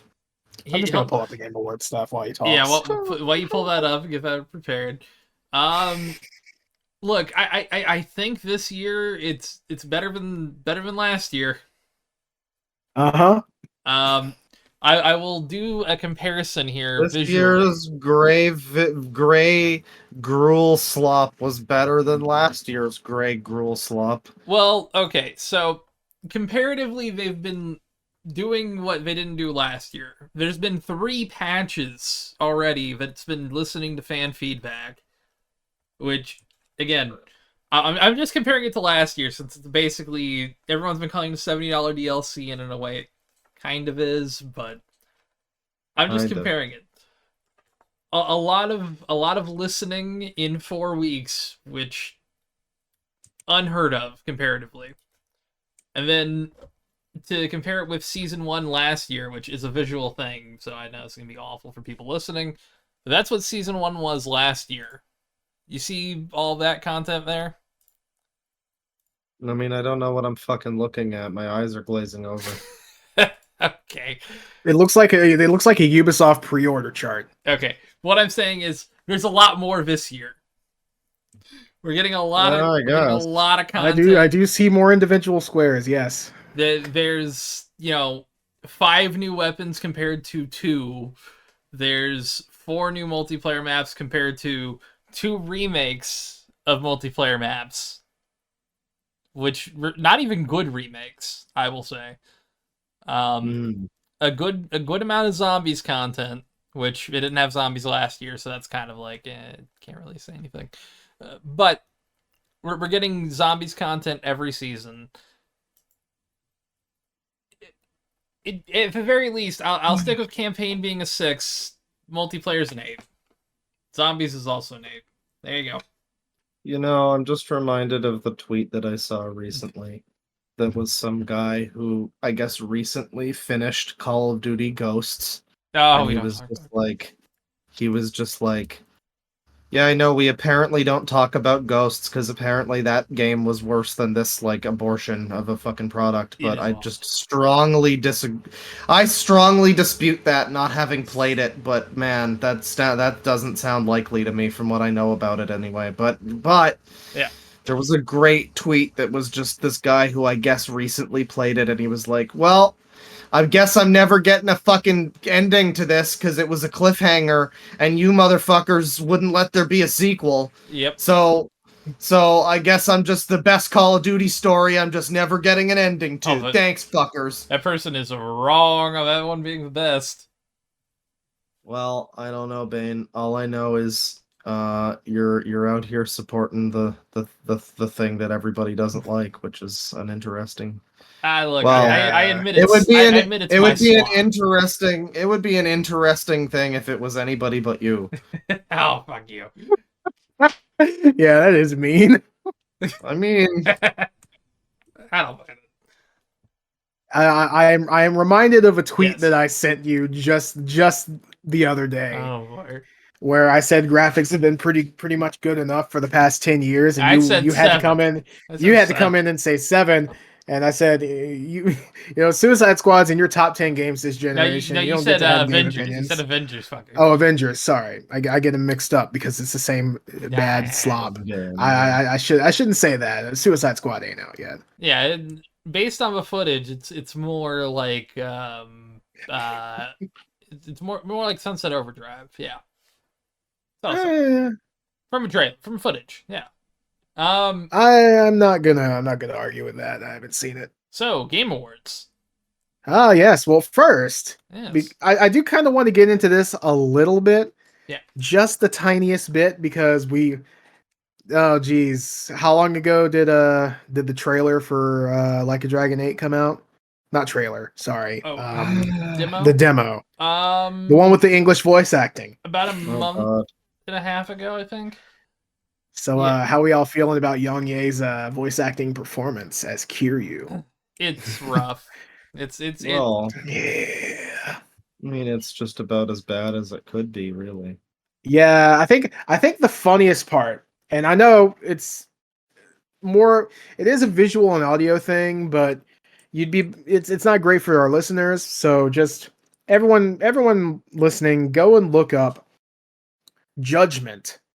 Yes. Like the Yakuza karaoke song Judgment in the English version of Like a Dragon 8 Infinite Wealth. It's Yang Ye singing, and it is so heavily auto-tuned. He sounds like a robot at points. Well, it sounds auto-tuned and stapled together. It sounds like an AI. I mean, like, I wouldn't be surprised if it was genuinely just an AI version of his voice that they... I mean, that's you can less get likely, AI to but... sing. I would be surprised, but also... That's how bad it sounds, though. I'd be surprised from a Sega RGG studio as being pretty good about this sort of thing perspective. I wouldn't be surprised from a sound perspective, like sonically. Yeah. To use the to use the big dick word. I mean, like, yeah, and auto-tune is like a thing that's probably even used on Takaya Kuroda's vocals, but like it's like it's not obvious with his. No, because he's a talented singer, and no shade to Yongye, but like that's but he's again not known as a singer. It doesn't seem like he's great. Although to be fair, I haven't heard him unaltered because this is very obviously auto-tuned. I mean, yeah, it's probably even worse. Every other time I've mentioned it, I mentioned him as Kiryu. I've just pointed out how fucking unfortunate it is for him that they gave him this role that he had absolutely no hope of ever doing justice. Yeah. I mean, he can't. Not only is he not old enough, he's trying to replace a guy who's noted for having like a deep crooning fucking singing voice, and for the karaoke, and you're bringing back one of the most famous karaoke songs in the history of the series with an English dub, and he's gonna fucking sing it. Like, no, I'm sorry. There's nobody you really could have cast that could have. It doesn't help that the English version's lyrics are just kind of awkward too. Oh yeah, they're awful. They're worse than the fucking Romanized version that I saw that I've been reading for years. The thing I'll say is, like, Yang Ye is a fine voice actor. We brought this up last time we talked about he's good as Poochie. I've heard some people argue that he's not so good as Poochie, but like he's probably fine, generally. Yeah, I mean, I'm gonna be 100% honest here. If they wanted to bring him in as a voice actor, they should have had him from the start in Like a Dragon be Ichiban. No, yeah, I would love Yang Ye as Ichiban. He has the correct sound for it. What I'm saying is, like, if they had done this like as a start as Ichiban, I think he would have been fine. I don't think Yang Ye was really into voice acting at that point, Yeah. but Yeah. also I just think like it was just starting. Kaiji Tang plays Ichiban in the English dub, and he's really good. He's good too. pretty Yeah. great Ichiban, yeah. So I wouldn't want to get rid of him But I or mean, anything. like, if you I had see to what pick you him as a mean, character- Yeah. 'cause Young he's A would be better younger. as Ichiban Well, than well, Kiryu. Like, here's the thing, right? Even so, I don't know if he's going to be in the game. I don't know if there's leaks. Don't spoil it for me if there is or anything. But Akiyama, I hope he's in. God, I hope he's in. Yeah, I don't think he's been voiced in English. He wasn't in 7. So, like, if you wanted him to, he's still too young for Akiyama. You but it's should get closer. you should Yeah. get Steve Bloom because Akiyama's voiced by the guy who played fucking Spike Spiegel in Japanese, and so get the guy who voiced That would Spike be Spiegel in sick. English. Yeah. But yeah, you get or like Markiplier was the meme with Akiyama. Honestly, Like- that'd be fun. Markiplier is like he's got a really good voice. I think he could probably do it. I know that he's making a fucking movie, that Yeah. Iron Lung Yeah, thing. Iron Lung. Which That's Yeah, the reason people- he wasn't in the FNAF movie. People have strong hopes that that'll be good. Apparently, there's reason to believe it actually will. So I mean, Yeah, I've heard good hope- things about it. Also, it's completely unrelated, but Red Letter Media did their 2023 recap recently, and they mentioned a movie. I forgot the name of it, but it was a movie that was made by 2 YouTubers. Talk to Me. Yeah, apparently Talk it's to a Me pretty is good really movie. fucking good. Yeah, It's so, made like, there's- by Michael and Danny Filippo, who are known as Raka Raka. Okay, I haven't heard yeah. of it. I've seen some of their stuff before. It was never really my cup of tea, but the movie is really fucking good. Yeah, there's like maybe 1 or 2 good YouTuber movies now. I kind of like the first Yeah. Ashen's movie, so you know. I the first Ashen's movie. What's that one? I have access to Space Cop, so I should watch it. But- Honestly, Space Cop, I need to watch too. I've never seen it. I've seen Me neither. Gorilla Interrupted. Oh, I haven't seen that either. Sorry about that. That's a good one. It's funny. I think it's funny. Well, anyway, so the main reason I wanted to bring Young Ye up is because a little while ago I found a tweet from him. Someone retweeted it, and it was so fucking funny. Young Ye, he has English voice of Kiryu in his Twitter name, by the way. Of course. At Young That's been the big thing, is how smug he is about it. Yeah, he's bragging about it a lot, and I get it. I mean, I would be I very would totally very do the same vocally. thing. I'd be But when very you're- vocally happy if I got a big role like that, but When you're that bad at it, though. that's the thing. He's going and saying basically stuff like, "Oh, I'm Kiryu. Ooh, look at me." It's like, give it a rest, buddy. You're starting to be like the "you're breathtaking" guy. He is, and watching him backtrack on that, there was one video that was like the 2 Kiryus meet each other, and he changed the title and thumbnail like 3 times to Yeah. make it like To be fair, I think it wound up just being like I met Kiryu. It was so sad. to be fair, YouTubers do that a lot. You'll find like a YouTube video that was just uploaded with a certain title and thumbnail, but then like you'll come back to it later because you put it on your watch later or you want to rewatch it, and it'll be different. Yeah, Like it'll have a different title, maybe a different thumbnail. You could tell with that one though that it was like people were pushing back, and he was like, "Okay, what if I add this copy? Okay, fine. I just met the guy who voices Kiryu. Don't worry about me. Fine." Yeah. So the big thing is he's like this as Kiryu, but if he wasn't like a little smug about it, like we've been talking about, and if it wasn't for him putting down other voice actors like he's doing in this tweet, Yeah. then it would be more fine. But this is great. Quote from Young Ye. October 6th, 2022. Quote, "The thing about Chris Pratt voicing Mario is he's not coming up with a new voice for a new character. It's someone very iconic and recognizable. He doesn't have to do 100% Charles Martinet, but Mario sounding mostly like Chris is jarring. Hope future trailers change my mind." I love that he says Mario mostly sounding like Chris is jarring, because He just sounds Kiryu like sounds, English Kiryu sounds exactly like Young Ye. He sounds like he's disappointed at the quality of his canvas bag. Yeah, I remember I remember when he like first announced that he was going to be Kiryu. He did like a very brief, like you know, a brief sample of like him doing like a gruff Kiryu voice, and it sounded like he was doing kind of a voice.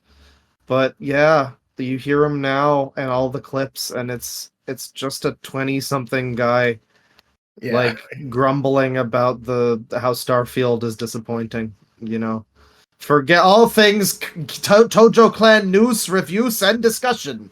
Young, yeah. All right, so that actually reminds me because I have this other thing bookmarked. I've had it bookmarked for a while now. Actually, about 5 months now. Ooh, yeah. Shit. So, and I came back to it when we found out what Kiryu's actual in-game voice sounded like. So, out of context, Yakuza said we are so back and retweeted, Kiryu the voice sample that you were talking about, where Young Ye kind of puts on a voice. And I said, "Damn, I'm gonna be real. This sucks. Hope the voice booth recordings are better, because this just sounds like he's disappointed in the quality of a bag that came with his copy of Fallout 76. I made the same joke like 6 months ago. Hell yeah. I'm not original at all." No, I do remember you. I think I even referenced it recently. So then someone replied, "You sound so fucking dumb right now." So I said, "Nah, sorry, he just doesn't sound like Kiryu here." The RN, like, at the time. Yeah. I said, "Nah, sorry, he just doesn't sound like Kiryu here." And the guy said, "Just wait till its release." And I bookmarked that shit so fast, and I'm so glad I did. Because I told him after this, "All right, but if it sucks in game 2, I'm coming back and bullying you." And I came back to bully him. He did. Yeah, so I'm a motherfucker. Yeah, I love being an asshole like that. I mean, and I've said before, it's such a fucking shame because, like, again, I've seen that so many people who, like, I guess don't even know that these games are being dubbed now, and like just being like, Yakuza games shouldn't have a dub. This is obvious proof, and it's like, no, it was really good in 7. The Judgment games are both dubbed excellently. They're some of the better dubs I've actually experienced recently, and I would point to them as a specific good example of English dubs and like how to pronounce names and stuff and do it in a way that's not embarrassing or whatever. Yeah, I remember picking it first up because I don't think you picked up Judgment at launch, and I did, yeah. Oh, maybe not at launch, but yeah, I got it day one, and I was like, this dub's really good. Yeah, it was great, and so a lot of people have been saying like, yeah, I will never play a Yakuza game in English, and like you shouldn't play this one in English, that's the sad thing. You're right not to. Like there's a whole dub that's gonna be good. Apparently Danny Trejo is there, and fucking I mean, I'm gonna still play all gonna be ruined because I really do genuinely hate when people are automatically very, very down on your on the dub, like without even having listened to it. Yeah. Like I hate the sub superiority, but goddamn, they're right. They're right here. They really are. Yeah, it's hard to argue. I mean, again, and the whole rest of the game will be fine. I want to hear Danny. I'll take the hit on Kiryu, I think. Just because I do want to see I want to see how they direct, especially Danny. Danny Trejo is a really big W for the dub, and I really wish that they had him like even just phonetically reading Japanese in the original voice acting. Someone's got to find a way to get Danny Trejo to start speaking Japanese. They probably do it with AI. I mean, honestly, I'd probably download that. I want to see the man do it himself. That would be pretty funny. Hell yeah. So yeah, that was my fun. That was my fun little Kiryu tangent. Let's talk about the Game Awards. Woo! Yeah. December 7th. Hell yeah. So it should be up hopefully by the time by the time you're listening to this. It should be up by Tuesday. Are we all going to do it live, or should just Claw do it live?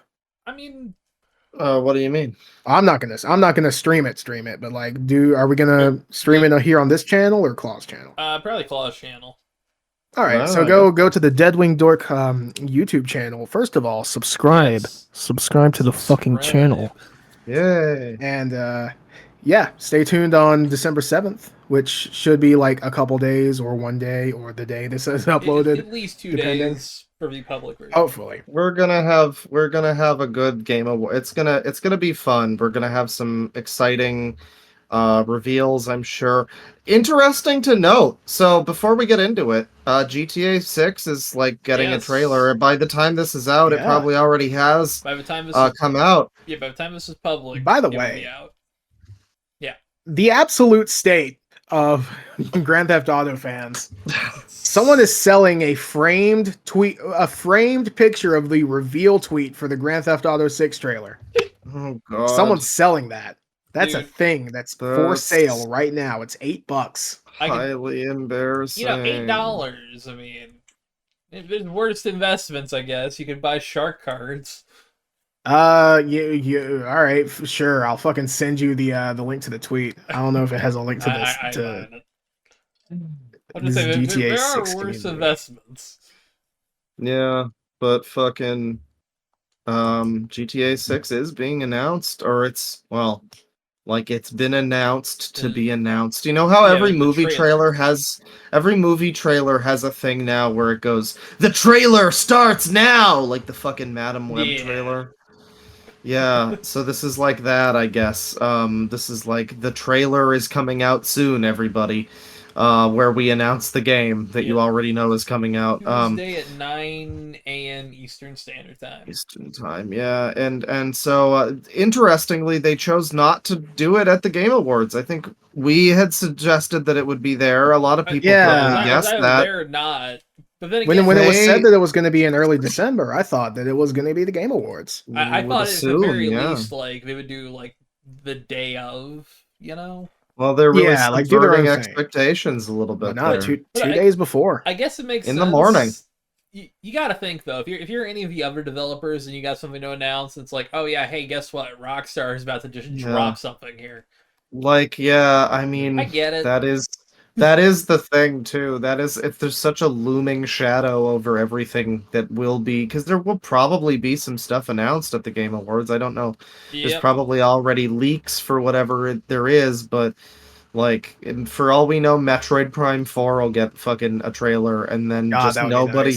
Because nobody would give a shit, because it would just be the GTA 6 show. I mean, everybody would be talking about that. Well, I mean, that's the thing. Launch, yeah. Right now, with it being a couple days before, I think if Metroid Prime 4 was revealed now with how things are, that would be the hit of the show. Yeah, that's true. So let's go through the nominees, which I have pulled up here, and I'm actually going to vote here in real time. It's not going to be real time if you're listening, but it's going to be real time for us. I got it. Boop, boop, right there. You have to sign in. I just used my Google account. So, Game of the Year. Yep. We got Alan Wake 2, Baldur's Gate 3, Spider-Man 2, Marvel's Spider-Man 2, sorry. Right. The Resident Evil 4 remake, Super Mario Bros. Wonder, and The Legend of Zelda Tears of the Kingdom. Okay. I signed in the Loud Equals Funny account, and I'm going to vote too. He speaks for all of us, damn. Well, damn, that sucks. Well, no, we all can vote. That's fair. So, I haven't played most of these. Yeah. I am too poor. Also, my PC is trash. However, I've played Tears of the Kingdom and Resident Evil 4 Remake, and honestly, given how much I love The Legend of Zelda, it's shocking that I'm going to pick Resident Evil 4 for this. Like, I've been playing it recently, and it's just so good. It's and you're a big fan of the original too, so that's a lot to live up to. Too. See, that's the thing. The Resident Evil 4 Remake is exactly on par with the original for me. For different reasons, it isn't quite as charming. Yeah. But the gameplay is just like I don't like the movement in particular. It's sloppy Resident Evil 6 movement, but everything else is just phenomenal. It's like Resident Evil 6. Resident Evil 6 movement. Yeah, Wow. it is kind of Resident Evil 6 movement-y. I would Yeah, assume without, like, the more diving. I would assume it would be closer to the RE2 remake or whatever, but Well, It's weird. a little more it's 3 than it is 2. Oh, okay. yeah, a little bit. Well, But I'm like it's a sloppy kind of movement that I don't think fits with Resident Evil 4. Because if you go back and play the original had such snappy movement. It was unreal. oh yeah. But the thing I love about it is just the dedication to not fucking with the core, but doing enough different that it doesn't feel like it doesn't feel like the exact same game. Yeah, the only two major parts that I would say are full on cut and not just like restructured and moved to a different place. Yeah. The U3 fight, quote unquote, which was reused for separate ways, which I haven't played yet. I really need to. I don't have it. I'm too poor. I can't afford $10. And also the gondolas, which in the original appear right before the Mendez fight. Yeah, which I believe are also reused in separate ways. I think they are. I think they just were like, look, we're gonna take this out of the core, put it here, make separate ways a little meatier when we do that. Although Assignment Ada isn't in the in the remake at all. Yeah. Which, to be fair, it was like proto separate ways, so I'm not too upset about that. Also, Mercenaries. Yeah. I zoned out and got an S+ rank like a week ago. I don't know how it happened. It was nice. Nice. But they actually tweaked the movement in Mercenaries, so it's a lot snappier. So I want to know how the hell we can do that for the original game. There's got to be a No, mod. they probably won't. Yeah, I'm sure there is. I just got to look for it. Well, I'm definitely going with Baldur's Gate 3. I think that's just, I really want to play that fucking game. Yeah, no notes. I mean, I don't know, some minor issues. It's an interesting game because I was very frustrated with it in the beginning, and specifically the combat was like frustrating but like rewarding in a way. Like, I know I can get better at it. And then the really frustrating part was just some of the stuff where it's like, okay, I spec'd into this thing, but it doesn't really matter because I critical failed on my roll, and like, that would get really annoying sometimes. So I have some minor things that would just like bother me at times, but for the majority of it, like the challenging combat went from, this is a little bit of a difficult thing, how do I get through this segment, to me soloing a boss with one character by cheesing them from across a room with ranged attacks. Sick. Yeah, it was a great. and now you get to the end, toward the end game, and it's like you're kind of fearless or whatever. It's a great like difficulty curve, and it teaches you, like, that's basically the first time I've ever played a game that's first of all, it basically taught me D&D 5e. Which is really helpful, and just D&D stuff in general. It got me into the Forgotten Realms world. I'm reading the Drist books now, so big ups to it for that. The story itself in the game is great, but also just I've never really been interested in any game that's like a positional tactical RPG kind of thing, and they don't tell you that that's what Baldur's Gate 3 is, because I've played some of the old games. And I've played more of them now since, but like I played some of the old one where it's just like a real time, you click on guys and your dude will hit them and you kind of pause. It's real time with pause, Yeah. That's not what this is. It's fully turn-based, and if you have to take into consideration your movement and where you're positioned, and if you walk away from someone, they'll opportunity attack you as a reaction. Yep. And if you're on high ground, you can hit them with high ground spells or whatever the fuck. And yeah, it's the first. So it got me really into tactical stuff in that way that I haven't. I've tried other games, like I wanted to play Final Fantasy Tactics, and I was always just like, this is kind of boring. I don't like it. This game finally got me into that sort of thing, and of course, then the main thing for me is just the depth of like everything, just every single thing. I mean, Pat described it as it's basically Baldur's Gate 3, 4, and 5. and it genuinely, I would say it's Baldur's Gate 3 at 4.5. It's like the first part is like you're fighting some goblins and stuff, and some a drow lady, and it's not the biggest thing. The second part though is definitely like an entire full. It's so much like a full game that it's kind of jarring.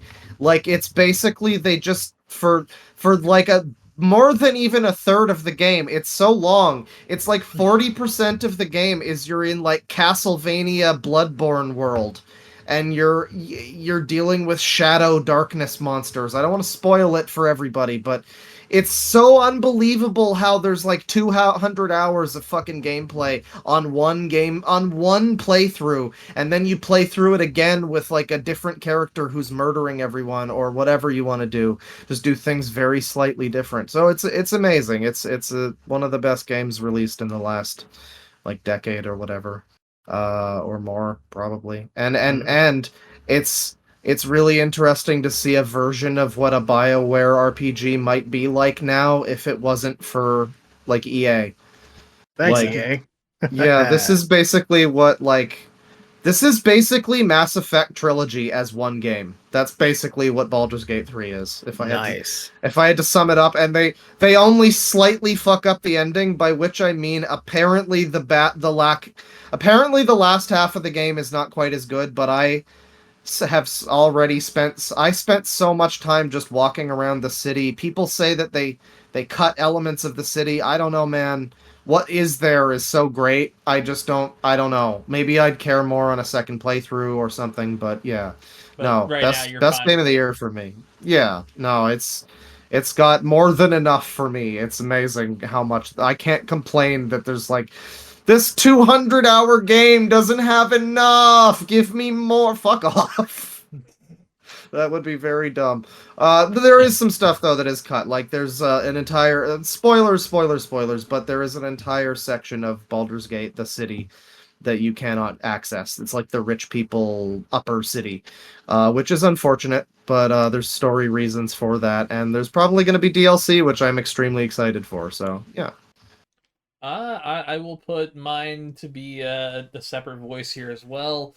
I'll put Alan Wake in here because I thought so. Yeah. Yeah, it's so fucking well designed. That's another one that I really, really fucking want to play. I have heard great things about it. Yeah. The alternating story between both Saga Anderson and Alan Wake is intriguing, and it sets up something that there is a DLC season. So it does kind of have a cliffhanger ending, I'll say that, but it's got me really excited. Remedy's doing a lot of weird shit lately, and I am all in for it. So, nice. Does this have any? Yes. I guess spoilers. Yes. Does this have any connections to Control? It does. Control. I've heard so. Yeah. Because Control has a direct DLC called AWE, which sets up Alan Wake 2. One pretty accurately, even kind of calling their shot with a delay because of a line, which I'm not going to spoil too much. But yeah, there's Remedy is confirmed they're doing a sort of connected universe. And there's a Max Payne remake happening too, right? Is there? It's Max Payne 1 and 2. Yeah, that's exciting. And that's really, really cool. I wonder if it's gonna play like Max Payne 3, or if it's gonna be like its own thing.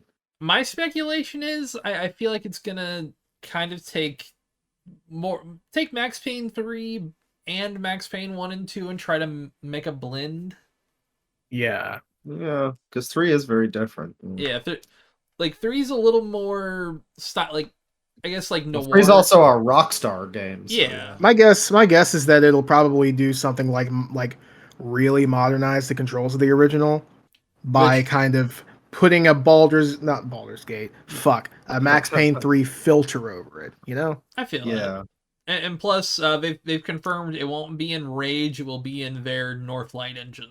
So well, I'm gonna assume it would be like Control. I played a bit of Control. That's why I asked, because I knew that one had that expansion, and I I never got to that. I never finished Control, but I did like. But the reason I never finished it is because I started playing it on PS4 and I was enjoying it, and then I got my PS5, and then they wanted me to pay for the upgrade, and I was like, well, now I don't want to pay for the upgrade. Now I think it's on PlayStation Plus. I'm almost certain. Maybe I should continue it then, but yeah, I was enjoying it. It was basically the first time since I first saw since like the first year when I was aware of SCP that I've cared about SCP, basically. Yeah. I mean, it's not really SCP, but it's more or less. It's basically TD Q FBC, Federal Bureau of Control. Yeah. No, I was doing the next letters in the alphabet from SCP. I didn't pick up on that cipher, damn. I'm dumb. Yeah, no, Remedy has been, I think the only game that they've ever made that's been kind of like a little questionable is, well, I don't even know if it's bad, but it's that like weird FMV game for the Xbox. Quantum something? Quantum Break? Yeah, that's a David Cage game, isn't it? No, that's you're thinking of the company Quantum Dream. Quantum Dream, yeah. Yeah, that's Fahrenheit that I was thinking about. Did they ever put out what's going on? Okay, this is unrelated. Yeah. What's going on with that fucking Quantum Dream Star Wars game? We didn't even mention development hell. Who fucking knows? We didn't even mention KOTOR development hell. Jesus Oh Christ. yeah. So basically, that's not development hell. That's development corpse. Yeah. The story behind that is someone said, "Yeah, this shit's deader than disco," and then someone else apparently said that it's not. So who fucking knows? Honestly. Yeah. Thanks, Aspire. You fucking mongos. So and so. Yeah, that Yahoo. So call me Little Lamplight Johnson over here. Okay. All right, hang on, real quick. I gotta talk about Star Wars Eclipse. The game is expected to be released in 2070. Well, goddamn, 2027 at the earliest. I fucked that one these up release hard. cycles are getting long these days. It's gonna be released on October 24th, 2077, the day after the bombs fall. Of course. Oh god. But yeah, the game is expected to be released at 2027. That's a ways off. Yeah. Apparently, the long development time is an inability to attract staff because of the studio's poor reputation as a place to work. Yeah, no shit. I don't even think David Cage is there anymore. I am looking. Yeah, he might have got fired for fucking that weird shit with Elliot Page. Yeah. Well, and being a fucking just generally a bit of a sex weirdo. Well, not even weird guy. Like not even sex weirdo, but like overly pretentious, racist or whatever. What was it? He's like, no, it was homophobic. I remember. Yeah, that makes sense. So yeah. I'm trying to see if he was. Fired. I think he still works there. Oh no. Dang. Well, rest in peace, that Star Wars game. I remember it looked cool, the trailer. It looked weird and different, which I'm fine with. Yeah. I would rather have that than another EA Battlefront. Yeah. People like the EA Battlefronts. They got better, but not that many. It took a very long time for them to get decent. They're very much not in a good space now. The matchmaking is basically unplayable. Which is it's with all the Battlefield games lately too, though. DICE fucked them up.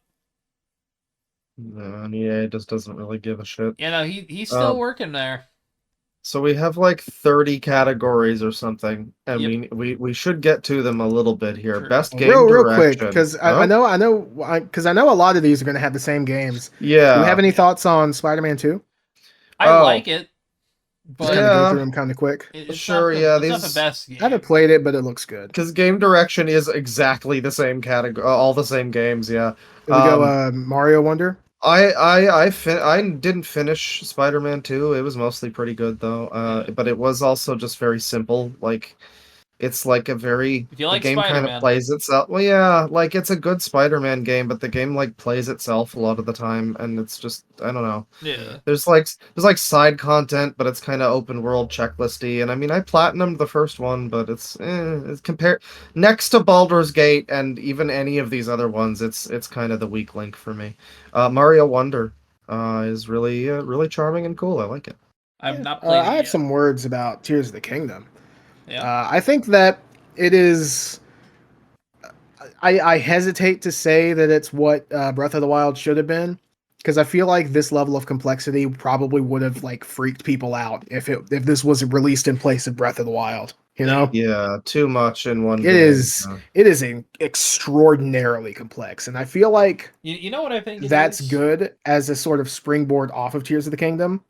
Yeah. Go ahead. What I think it is it's what happens when you let developers just let them go wild after a release. I do think Yeah. a lot of it was just these guys being like, yeah, we were fucking around with this. I wonder if we could actually do this. You know, Let's go further. Yeah. I like it. I do wish that there was a bit more in the sky to do. Yeah, because Sky the Island's- sky's There's still more to do than the entire game based around the sky, though. So Yeah. you got to give them that. very, very, very true. I will say I don't feel like they addressed a lot of the complaints with the first game. Like, Well, that's the thing. I think a lot of the complaints from the first game are basically just, I don't like this, change it. Like weapon degradation really should not have been such a big hot button issue. It was a pretty, Yeah. it was a bigger deal than it should have been, but they kind of didn't make it a whole lot better. They made it a little worse. See, no, they did. They really did make it better because there are items that you can fuse to your weapons to like. I think there's some that reset the durability and some that just increase the durability. Okay. And even then, you still have those Octoroks, which you can toss a weapon in their mouth and it'll heal up your weapon. I guess I don't know. It's not a huge deal, but like for me, the main thing though, like I wasn't even thinking about the weapons.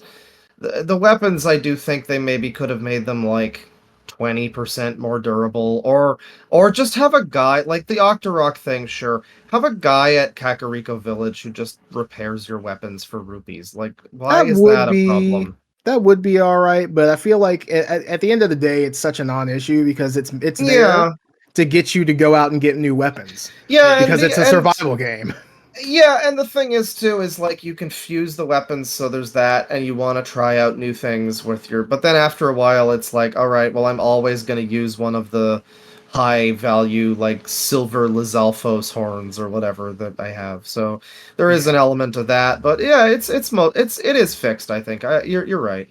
To some degree, I think it's still a little annoying, but yeah, it's mostly a non-issue. But like the dungeons, the dungeons, that does suck. I really wish that they. Maybe in addition to spending an entire year optimizing the game, maybe they should have like made the dungeons like twice as big. Yeah. Because I really like the theming of a lot of them, like the Fire Temple and the Lightning Temple especially. Like those are really really cool. The Temple is really cool because it's largely linear, and I like that because a lot of the games are the whole game is very open, but a lot of the dungeons are kind of approach them at whatever angle. The Fire Temple though is like you can I don't know, maybe if you're cool and follow the rules, I guess, but it's so easy to just cheese the dungeon. The moment I was like, okay, what do I do? I gotta use a mine card, and never mind, fuck it, and I just like flew up there, Yeah, that's fair. So there's a bit of that, but like, yeah, I like the theming of the fire one a lot. Yeah, I think for me right now, the perfect Zelda game would be the open world and scope of Tears of the Kingdom and the mechanical complexity with Twilight Princess dungeon themes and. Oh geez, and the graphics of Minish Cap. When it comes to dungeon complexity, I would like pick and choose certain dungeons from certain games. I gotta shout out like Zelda 1 dungeons. I think there's a certain charm to that where it's just like push a block here and there, kill all the enemies. Maybe there's a secret room. I like the complexity of dungeons like I think the Oracle games are like a better the Oracle games are good. I can't think of any specific dungeons from those, but like the Water Temple from Ocarina of Time, the most overhated thing in the fucking existence. Yeah. The Water Temple is the best dungeon in the game. The dungeon's fine. You know which one seems... I never played this far into Majora's Mask, but the Water Temple in that game seems really fucking annoying. It's a bit more annoying because of the camera, yeah. Well, like even all the weird pipes and shit just seems kind of like... Actually, especially in the remakes. Oh, yeah. The remakes made that temple so much worse. The fucking remake is apparently pretty bad, yeah. Yeah, well, but bad in some places. The Water Temple from Ocarina of Time, that's a really nice, complex dungeon that I think would be good to, like, emulate in its complexity, at least. The Ancient Cistern from Skyward Sword. Oh god, what's it called? Well, there's a sand ship, too. I really like the Skyward Sword. The Sky City from Twilight Princess. That one's a good one too when it comes to complexity. But like, man, Skyward Sword had so many great dungeons, but it was let down in every. They're like opposites. Skyward Sword and these two most recent ones, because the two most recent ones have great open world, poor dungeons, and Skyward Sword has poor open world, great dungeons. It's so weird. We should stop. We should probably save this for like a Zelda hyperfixations. Yeah, I'd be down for that. But yeah, no, Tears of the Kingdom was pretty good. I like the auto build stuff. I thought the building was great. The story was a little lame. Like I liked the story. I liked parts of it. It's just the way that like the cutscenes were too story focused for like them being found in a non-linear order. I feel that like is fair. I kind of ruined something. Like the big twist of the game. I ruined that for myself because I chose a few like that for me. I chose the exact wrong one to pick. The exact wrong one. Damn. Well, I found the fucking Spirit Temple, which is controversially, I've heard people say I like that dungeon. I mean, it's not even really a dungeon, but like... Yeah, I loved I peeked a little bit. I loved the theming of that thing. It was great. I loved finding it and everything, but finding it and then getting to the part in the story where that's becomes a thing, and it's like, well, she's like right there. Like, Chris Raygun rode her into battle here. Chris Raygun did that with the Wind Temple, and he was like, oh, I have to do a story thing to get access to the full dungeon. Yeah, but the Wind Temple was pretty fucking amazing, though. The Wind Temple's great. That's also a really good dungeon. I don't like honestly, the actual dungeon, though. It's still it's just another, like, divine beast, theming. But, like, the theming, getting to it is... Honestly, for me, the only one that I didn't really like the theming of was the Water Temple, which is just because it's just kind of sky architecture again.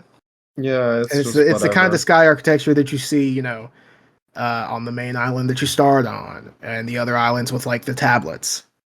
Yeah, kind of the same thing with the with all of the divine beasts using the same Sheikah style. Yeah, I mean, I think the dungeons they did some work but they also I really liked the ability to move the dungeons around the divine beasts. Yeah, that was nice. They got rid of that, and so I don't know. I understand why, but yeah. I don't know. I thought it was pretty good. Mario Wonder was like less of a big departure or whatever, but it was an interesting, solid 2D Mario game. Solid 2D Mario, new Mario voice, new weird art style, a lot of creative stuff in there. You gotta give a round of applause for that one. Gotta give it up for Mario. Gotta give it up for Mario. So let's go with let's cast our votes for best game direction. Awarded for outstanding creative vision and innovation in game direction and design. And honestly, I talked up Tears of the Kingdom a lot just now. It's the only game I've played on this list. I don't think I'm going to vote for it. Everything I've seen from Alan Wake 2 and Baldur's Gate 3, that's primo. Those two are up there. Yeah. I mean, Tears of the Kingdom direction, what? You want to talk about, like, game direction? Like, Spider-Man 2 shouldn't even be on here. I don't know why it is. It's just a sequel to a Spider-Man game. It's Sorry. It's just the sequel to a Spider-Man game. I mean, it doesn't really do anything you wouldn't. The story-wise, like, I guess the direction for the plot is pretty interesting. I like what they do with the Venom symbiote in that game and how he's, who his host is and everything. But, like, in terms of game direction, it shouldn't even be on here. Baldur's Gate 3, I think. I don't know what Alan Wake 2 does necessarily. I don't want to be spoiled necessarily, but Baldur's Gate 3 is like it's what as Pat described it, it's like what you would assume an RPG would be if you've never played one and didn't realize how restrictive they all usually are. That's this game. It's the less restrictive RPG of your dreams. Yeah. I think from everything I've seen, I'm probably going to go for almost spit into the mic there. Probably going to go for Alan Wake 2 personally, because I've seen a lot of really good stuff in that game, and I feel like I haven't seen a lot from that game, which is something. Oh yeah, that's fair. That's fair. Yeah, because I've seen a lot from Baldur's Gate 3, and a lot of it looks really good. But also, fair, Baldur's Gate 3 is essentially just Divinity Original Sin 2, but with Baldur's Gate stuff and D&D stuff. So like. Yeah. There is an element of that. I would say Alan Wake is maybe more original in that way. So yeah. Yeah. And Bane, I guess you go with Alan Wake too. I'm going Alan Wake too. It's such. I think it's a well designed, just technical showcase. Yeah. Best narrative. Alan Wake 2, Baldur's Gate 3, Phantom Liberty. Yep. FF16 and Spider-Man 2, which I actually think, is a decent thing to have on here. It's a pretty good narrative in Spider-Man 2. I definitely would go Baldur's Gate 3 though. I haven't played any of these. I don't know the narrative of any of these games. I'm going to skip it personally. I will say Phantom Liberty is a masterclass in DLC. Yeah, I've heard great things about Phantom Liberty. It is a DLC the likes of which I will put up there with like Ballad of Gay Tony. People voted for Phantom Liberty as Game of the Year for the Player's Choice. Yeah. And it was like number 3. Interesting. And plus, I'll add to the best ongoing game later, because we may as well, because it might be one we skip. But yeah, they just recently added the whole Metro system with the most recent patch. They've, Oh, sick. Yeah. And a whole bunch of shit added to the game just in the last couple of days that everyone's been requesting, including, I think, more romance stuff for partners. Oh, sick. Interesting. So yeah, Cyberpunk's one of those games that I just have to play as soon as I upgrade my PC. Yeah, and if you've not played Cyberpunk, folks, I don't know. I played the original version, and it was really. Yeah. Well, I did, but it wasn't like the bugs that were my problem. It was the fact that it's just like it's like the most linear like version of a New Vegas that you've ever played. It was just like, I don't know, go here, get quest, go kill guys, go here, get quest, kill guys. And there was a city, there was nothing to do in it. There was driving, but the cops, there weren't even any cops. Like, see, I don't know. And I know there's cops now, but they've updated that. But like, I don't know. There's enough thing. Like, I'm sure they can't fix the main quest. Phantom Liberty is a different thing. I'm sure the actual story there is fine. See, they kind of did. They fixed the main quest by taking Elon Musk out. Did they? Oh, they did. Yeah, I forgot he was in there. Yeah, he shows up. I forgot he showed up with the gun. He showed up to the fucking studio. I love repeating this story. He showed up to the fucking studio with a flintlock pistol, saying, "Hey guys, you should put me in the game." they put it. I think they purposely made him even uglier too. They made him look ugly and just put him in there in the intro, walking into the bathroom. Yeah. Well, yeah, I don't know. As for the original, I guess they might have fixed the story a little, but the Phantom Liberty, yeah, I've heard that's pretty good. Final Fantasy 16, I didn't finish, but I was, and I guess it says something that I didn't feel like finishing it, but I was very pleased with the story that I was experiencing. I understand some people really didn't care for it. That Joseph Anderson guy, like, hates it. A lot of people don't like 16. because I guess it doesn't have enough fucking cactors or something. I don't know. It is very Game of Thronesy, basically.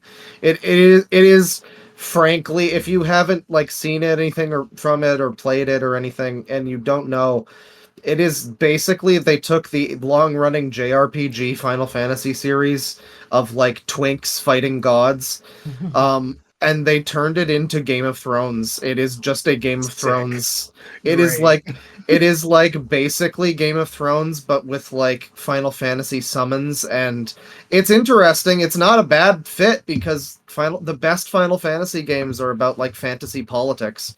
So it actually works, and yeah, I was fond of it. The only thing is just the way people talk is so clearly inspired by that kind of show, and like it doesn't feel like it feels like a Witcher game. Like that it's Game of Thrones Witcher, basically, but made by Japanese people.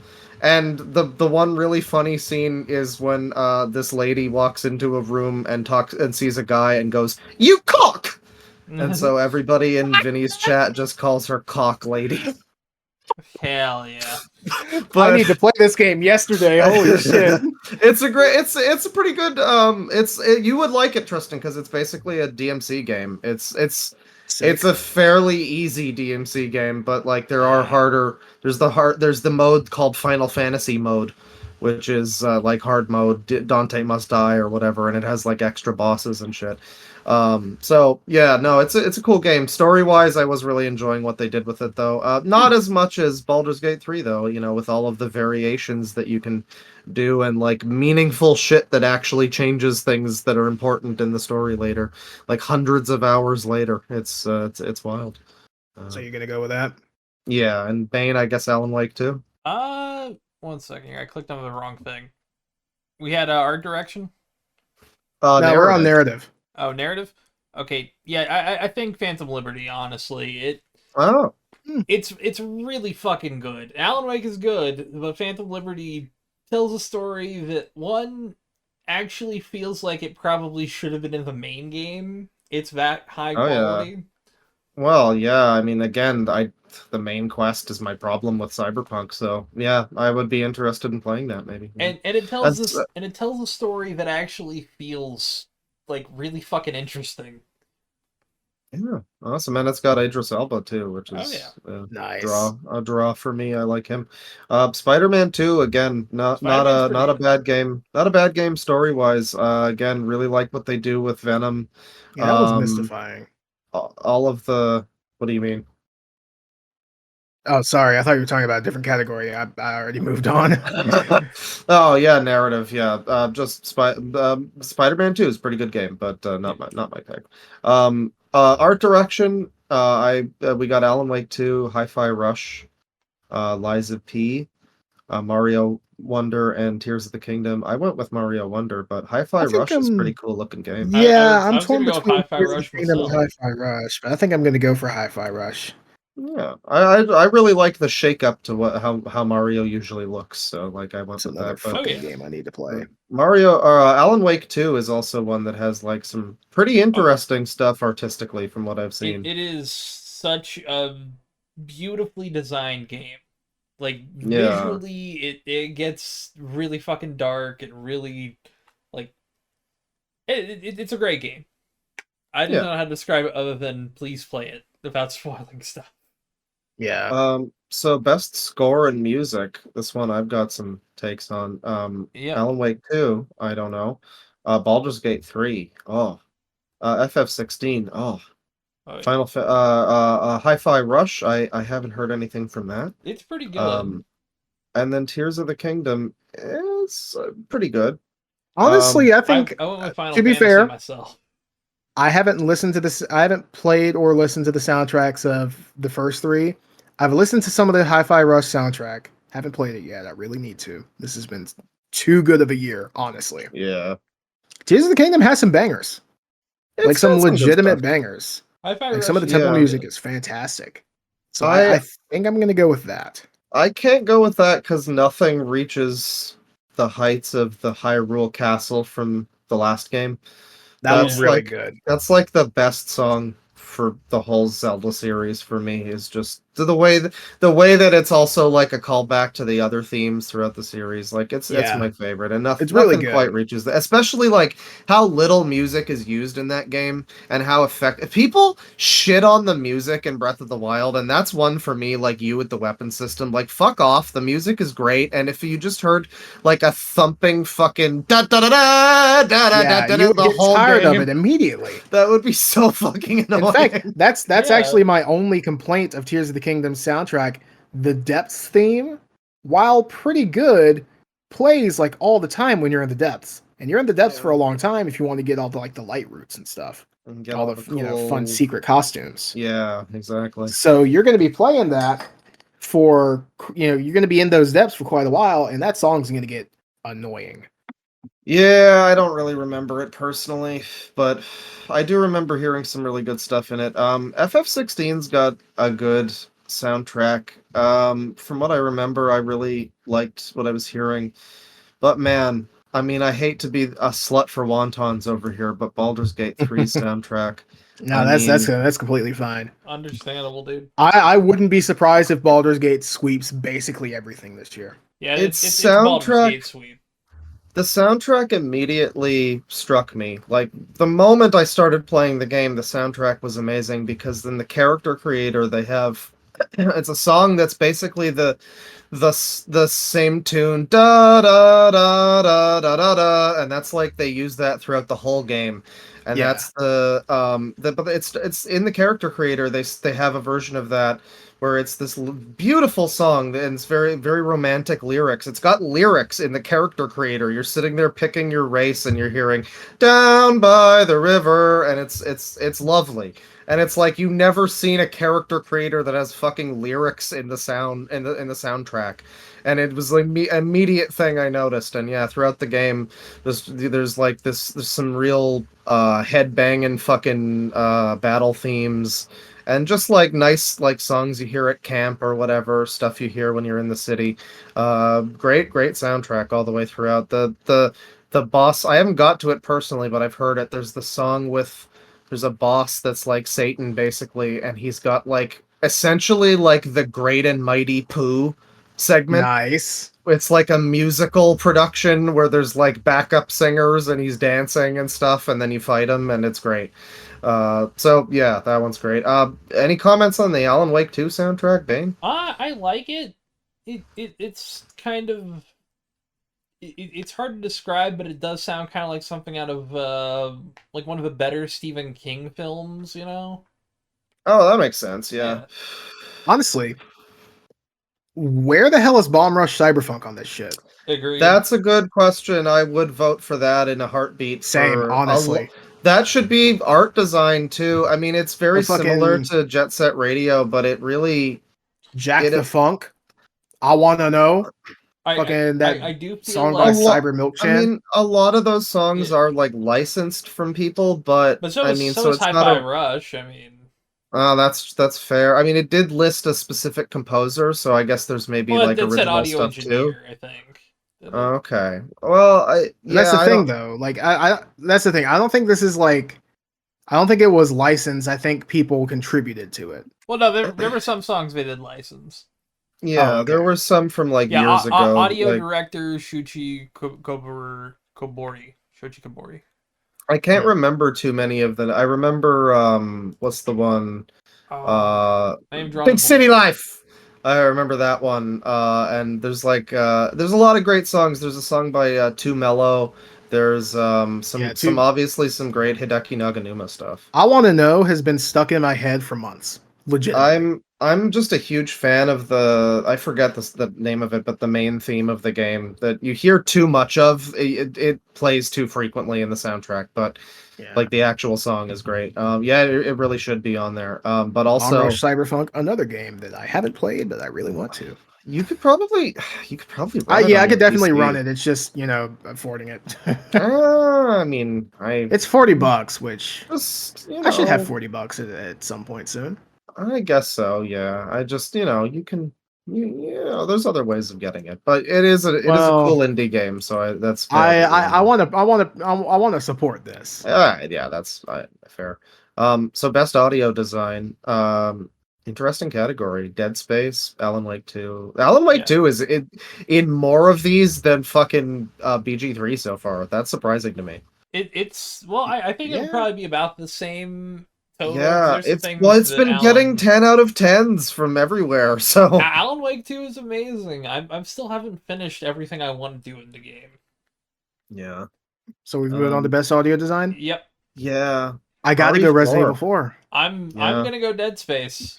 Well, didn't RE4 okay, legitimately, I know jokes on Crobecat, but No, that video did point out that there were some weird things with the audio design that were not there in the original, or like stuff that was in the original and like was kind of empty. Well, some of that was cherry picked.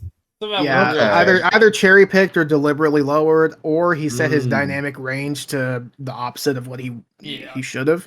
If your dynamic range is low, then you're not gonna hear shit.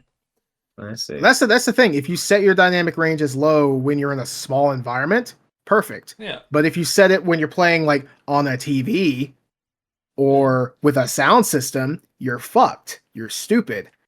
Go to jail. But that's the thing. So what I did is I played through it first, and I was like, yeah, okay, audio is not that great. Then I played through it with headphones on.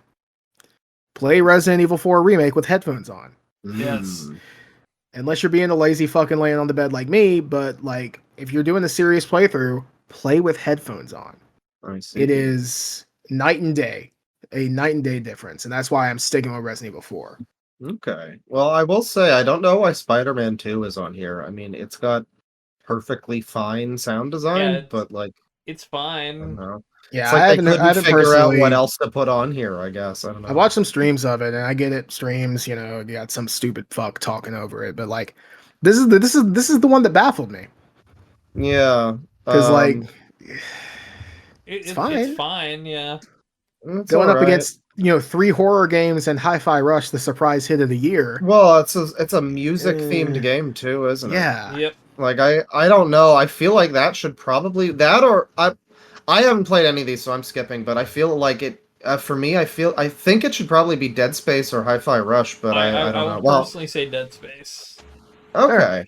Yeah, I did play Spider-Man 2, but I don't want to vote for it, so I'm still skipping. Nice. Yeah, Spider-Man's here for some reason. Best performance. Ooh, best performance. Yes. Ben Starr, Final Fantasy. He was amazing as the main character in FF16. He was fantastic. Demo. I haven't played the full game. He gives a scream. There's a part in the script that's basically like the Darth Vader no, but he is the only person I've ever heard sell a no scream. It was unbelievable.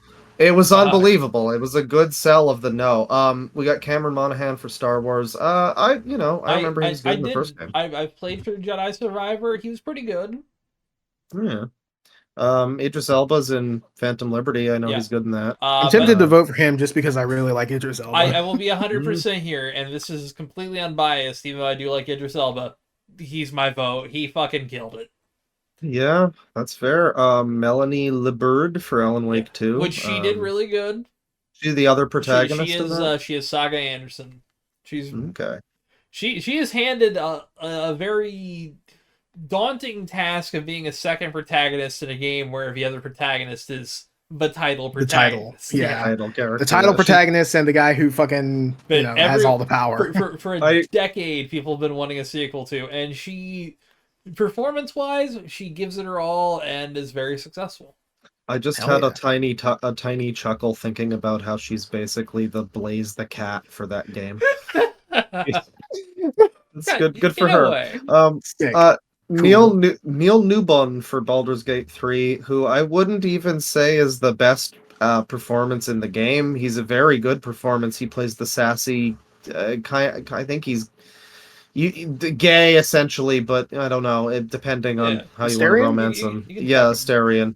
And he's a very. He's the guy you can kick in the balls. You can do a thing where you get him to, because he's a vampire, you can get him to get killed by the holy light of the sun by grabbing a mace out of a temple, and it's triggered to blow up the temple, and then he sacrifices himself. You bring him back to life with a magic guy at your camp, and he's like, he's like mad at you and has dialogue and screams at you. And there's like a clip on YouTube called "This is what you get when you pay your voice actors enough." And it's just him. It's just this guy's performance of him for the like 0.1% of players that would have ever encountered that as a sequence of events that happened. Like even going to that location that's optional, even finding out that there's a puzzle to unlock the fucking mace or whatever, getting to that area. I couldn't figure out how to get to that area until I specifically was looking for it. And then there's this whole specific thing where if you specifically have him in your party, he has this amazing performance if you happen to have him die. It's wonderful. It's wonderful. And then Yuri Lowenthal for Spider-Man, who really shouldn't even be on here. Yeah, Yuri Lowenthal is fine. He's fine. He's Yuri Lowenthal. He has the same voice for everything. He has 2 voices, and he does both of them in this game very well. He really does. It's the best Yuri Lowenthal you're gonna get. So admittedly, I guess putting him on here it's the best Yuri Lowenthal asterisk performance. I will say oh, go ahead. Oh, thanks. we said both of the said things. So I guess I'll go first, but I'm not gonna beat the only played 2 games this year accusations, but honestly, Ashley and Luis in Resident Evil 4 are fucking phenomenal. They are. Yeah, they took basically one-dimensional characters from the original and fleshed them out into something that's genuinely great. That's cool. Which is a shame that they're not on here, but you know. Yeah. You go up against Idris Elba, you know. Yeah, it's a wide power gap there. Asterion too. I will say also the Yuri Lowenthal, to be fair to him, he does both of his voices, and it's Peter Parker and gruff, emo, edgy Spider-Man Peter Parker. Yeah. However, neither of them sound like Yosuke or Shadow Yosuke from Persona 4. So I gotta give him that much at least. Yeah. For the fact that it's basically the same concept of him versus like his shadow self, but it's not, or whatever. He's not, and it doesn't quite sound like him, even though all of his voices sound the same. So I don't know how he does that, but I guess that's the one thing I'll give to him for that. But hell yeah, respect. Innovation and accessibility. Yeah, I think I'm gonna skip this. I skipped the last one. I'm gonna skip this one. I don't have anything as to say the about disabled. I don't know. Games for Impact. We'll go to best ongoing, which is best... God, no, wait, no. Games for Impact, though. Oh, this is such an AIDS fucking category. Space for the Unbound. Never heard of it. The only one that I've heard of is Goodbye Volcano High, the furry game. So that means we vote for it. Nah, I'm good. No, I don't need to. I just voted for Goodbye. We voted with the official Loud Equals Funny account. That means I guess we all agree. Loud Equals Funny officially endorses Goodbye Volcano High. I guess that's like the meme game that everybody was shitting on. All of these games. I mean, I've heard of Tachia as well. I've actually heard of it's a really good game, but I haven't. Yeah, I just love that I just love the pandering category. You know, that's great. They had to make a whole category for like, here you go, you weird Twitter people. That's awesome. And these games are probably fine. I'm sure all the games are. I mean, Goodbye Volcano High looks like fucking garbage, but the Chance of Sonar one looks cool. Terra Nil maybe. Tchia's on Game Pass. Yeah, I've seen it there. Yeah, so they're probably fine. It's just funny that the category exists at all.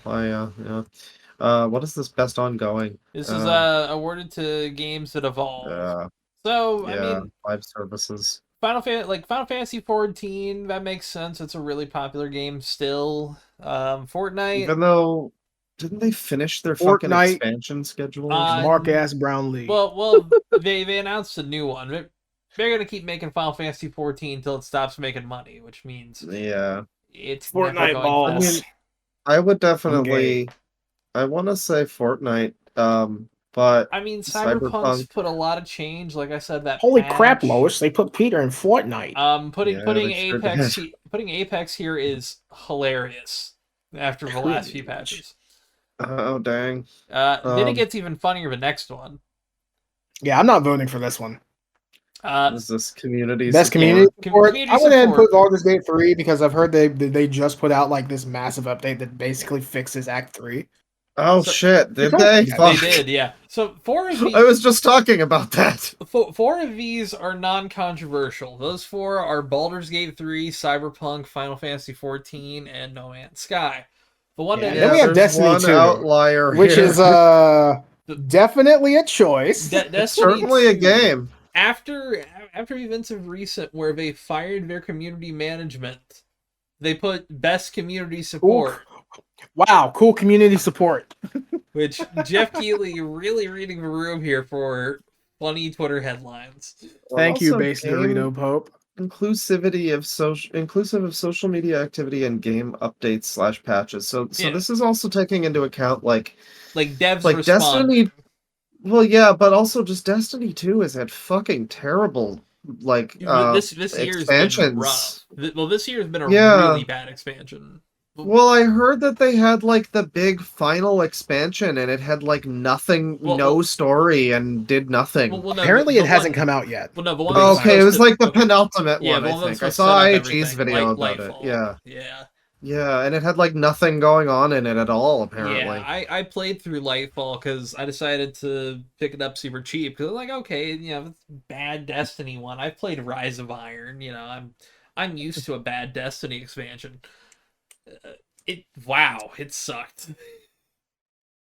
Cool. It was so bad I didn't finish it.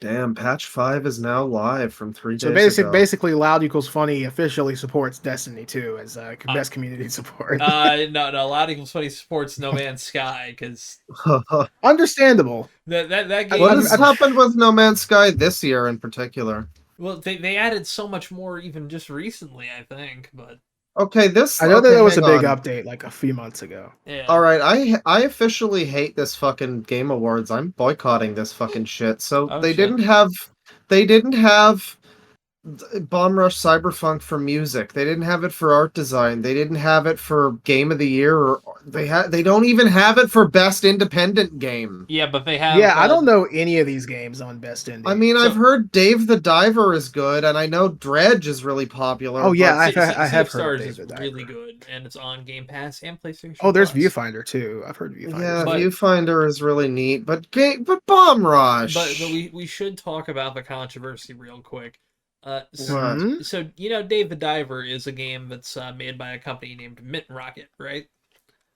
Mm-hmm. Mint Rocket is owned by Nexon. Oh. Now, Uh, would you say that they are independent? What's next? Oh, that's true actually. Yes. 'Cause- yeah. Well, that is strange that that's on here. And it says here, game made outside the traditional publisher system. Yeah. I So don't know. I mean, Maybe that's a little. maybe that was just controversial. published by Nexon. Well, no.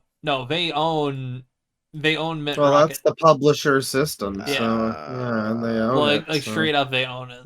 And then their new game. like an EA game. Their new game is God, I can't remember. It's essentially Daisy. Oh, Oh, sick! God. Great. So I'm also very pissed off because debut indie game also doesn't have fucking Jet Set Future or whatever. I voted but Pizza Tower here. Pizza Tower is here though. Yep. Pizza Tower is pretty. I'm skipping, but that's a good one. Viewfinder is also pretty cool. I don't know what Best mobile game? is. Ha ha ha ha ha Oh, ha good ha God. ha ha ha ha ha ha ha. I'm I'm not skipping that. voting, but it's I hear Ever Crisis is cool. You know, there's a it's Monster VR. Hunter Ever game. Crisis might be coming to PC, so that's something. But Uh, none of these Yeah, VR games are anything I've played because it's literally all PSVR stuff. I mean, I like Resident Evil Village. True, but I haven't played it, so I I guess can't I'll tell you if vote it's for- good. Well, not the VR mode, but Yeah, I well, mean, yeah. I have played the Resident Evil 7 VR mode, and if it's anything like that, it's good. You played did you play the official RE4 VR? Yeah, I did. See, Yeah. I, That was good. I played the Oculus one. I haven't played the PS one. Which, Yeah, I played it a bit at a friend's house, and yeah, it's all right. Yeah. Okay. Um, Yeah, I mean I haven't So played it either. I'm voting for Resident Evil 8 under the understanding yeah. that It's basically just the Resident Evil 7 VR mode, but for the next game.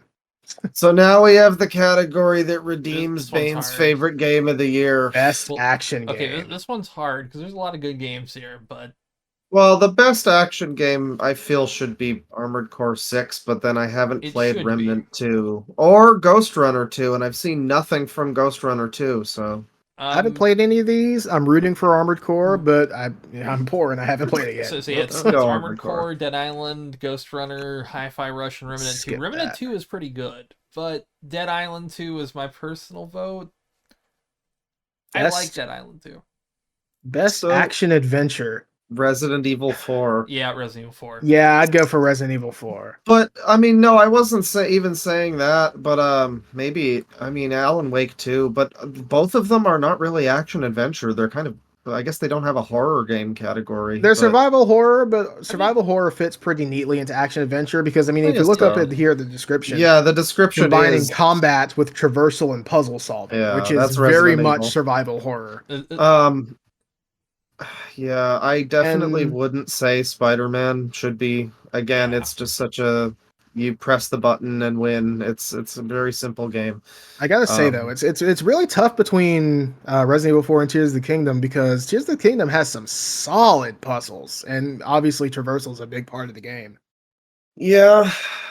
I mean, I played Tears of the Kingdom. I think I'll give it to it this time for action adventure. But yeah, Jedi Survivor apparently is pretty good too.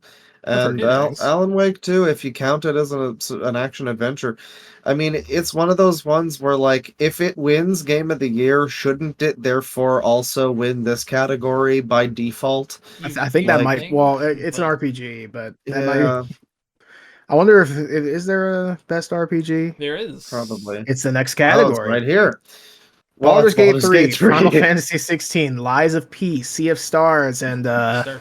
Oh, good God. Starfield. So, yeah, fuck that. But That's the thing. Also, I think I might like Starfield when I eventually play it, but also it's like Fallout 4. Yeah. It doesn't deserve to win the best anything. no, It's- it it's- doesn't. Maybe besides like best Bethesda game I- released in the It's past good 5 and years, weird. maybe.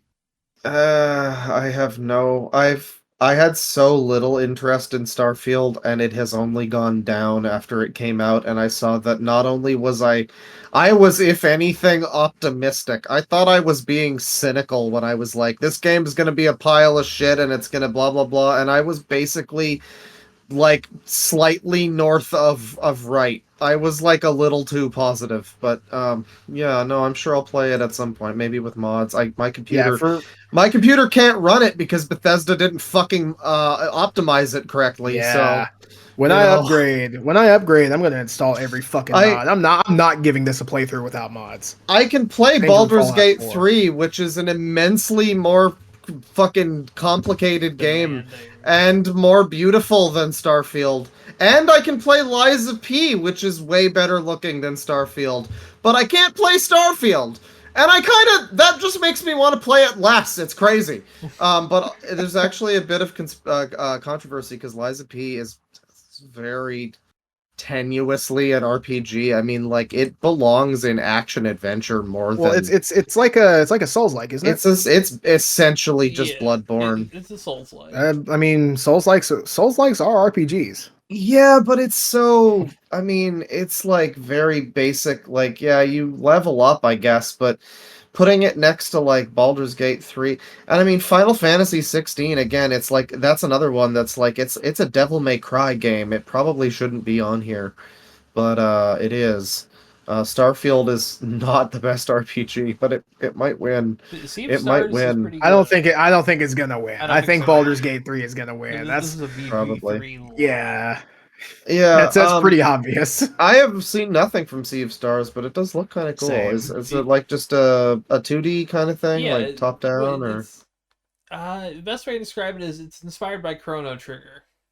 Okay, well, Okay, there's been some games alright. like that haven't been that amazing, but that sounds, it's promising. It's yeah, on- that's cool. Like I said before, it's on Game Pass and PlayStation Plus, so it's wherever you go. Best Best fighting game. I'm voting Nickelodeon All-Star Brawl 2 just for the meme. I think a lot I'm of people transparent will. with this. I'm gonna look at that. There's it's Garfield. Street I Fighter. have to. It's I Street mean, Fighter.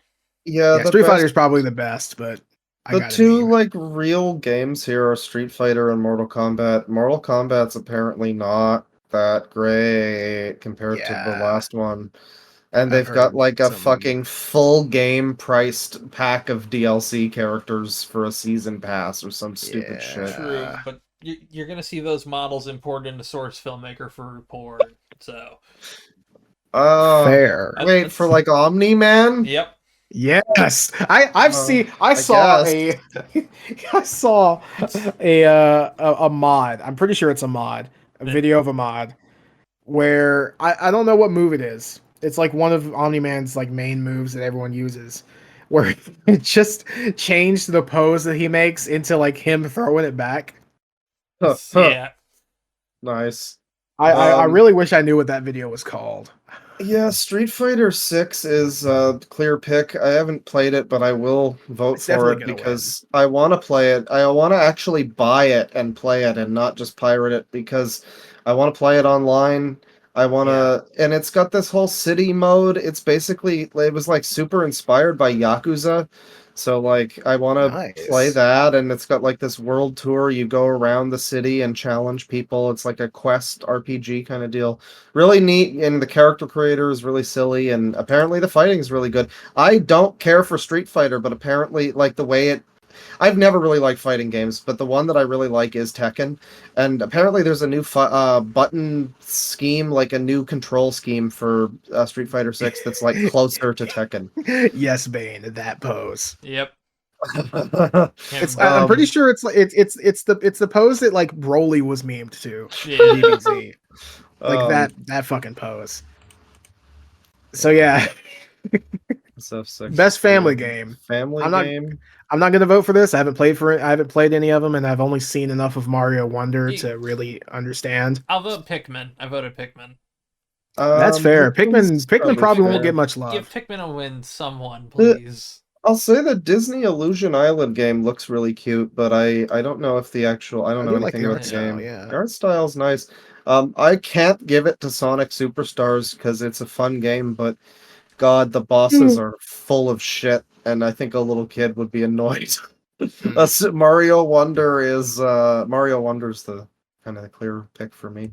Yeah. Best simulation and strategy. I'm gonna go Advance Wars 1+2 because I liked the original games. I haven't played the remakes, but why is I really like Cities Advance 2 Wars here? Oh God. Because it is a simulation. Yeah, it's it's Sim that came out this year. that's yeah, it's one of the more notable ones because City Skylines is big. It's just, City Skylines 2 kind of released in a really bad state. Yeah. Remember the Pikmin fully 4. modeled teeth. Yes. Hundreds of thousands of tiny little triangles on every fucking human. Fire Emblem Engage, I've heard, is not very good. That's another one that's like, why are The only person I've heard talk about it is my friend who will eat up anything that's Fire Emblem related. So he likes it. Really? I wouldn't really call that a a decent source. Yeah, I've heard of Advanced Wars is pretty good, but I don't know. I'll skip this one. Pikmin 4 is also apparently not just good, but like good strategy game. So yeah. And the fifth one is Company of Heroes 3, which I haven't played any of the Company of Heroes games. Really know what that is, frankly. Yeah. Yeah. Best sports / racing. Skip. Oh, God. Actually, the Hot Wheels game is on here. The Hot Wheels, those are pretty fun. I did like the first Unleashed. This just gives me a tiny moment to rant about best. Sports games used to be cool. There used to be good sports games on like Rest the in N64. peace, Madden 08. Madden 08, the classic. But like I remember playing fucking the baseball games. The show I think is still fine, but like I remember playing baseball games back in the day, hockey games on the N64 or whatever, and now the whole landscape of sports games is fucking miserable, and it's a shame. Madden 22. What capitalism has done. Thank you so much for playing my game. Best adaptation. Ooh, okay. Castlevania Nocturne, which I've heard is bad, but I'm gonna watch it eventually. It's not that. That's fine. It's a little weird, but Gran Turismo. Which He I've used to heard. be a gamer. Now Yeah. he's a racist. does that count as an adaptation? Not really, but I've heard It mixed just- things. Yeah, Like, it's just the story of a kid who played the game and then wanted to be a race car driver and then became a race car driver. Yeah, So that you- just sounds like product placement, if anything. so I you've mean, got the Last of yeah. Us TV show, which is extremely Sneeder apparently feed, yeah. well, apparently it's like That not one's gonna even, win, by the way. Well, it'll win, yeah. Well, that or the next one.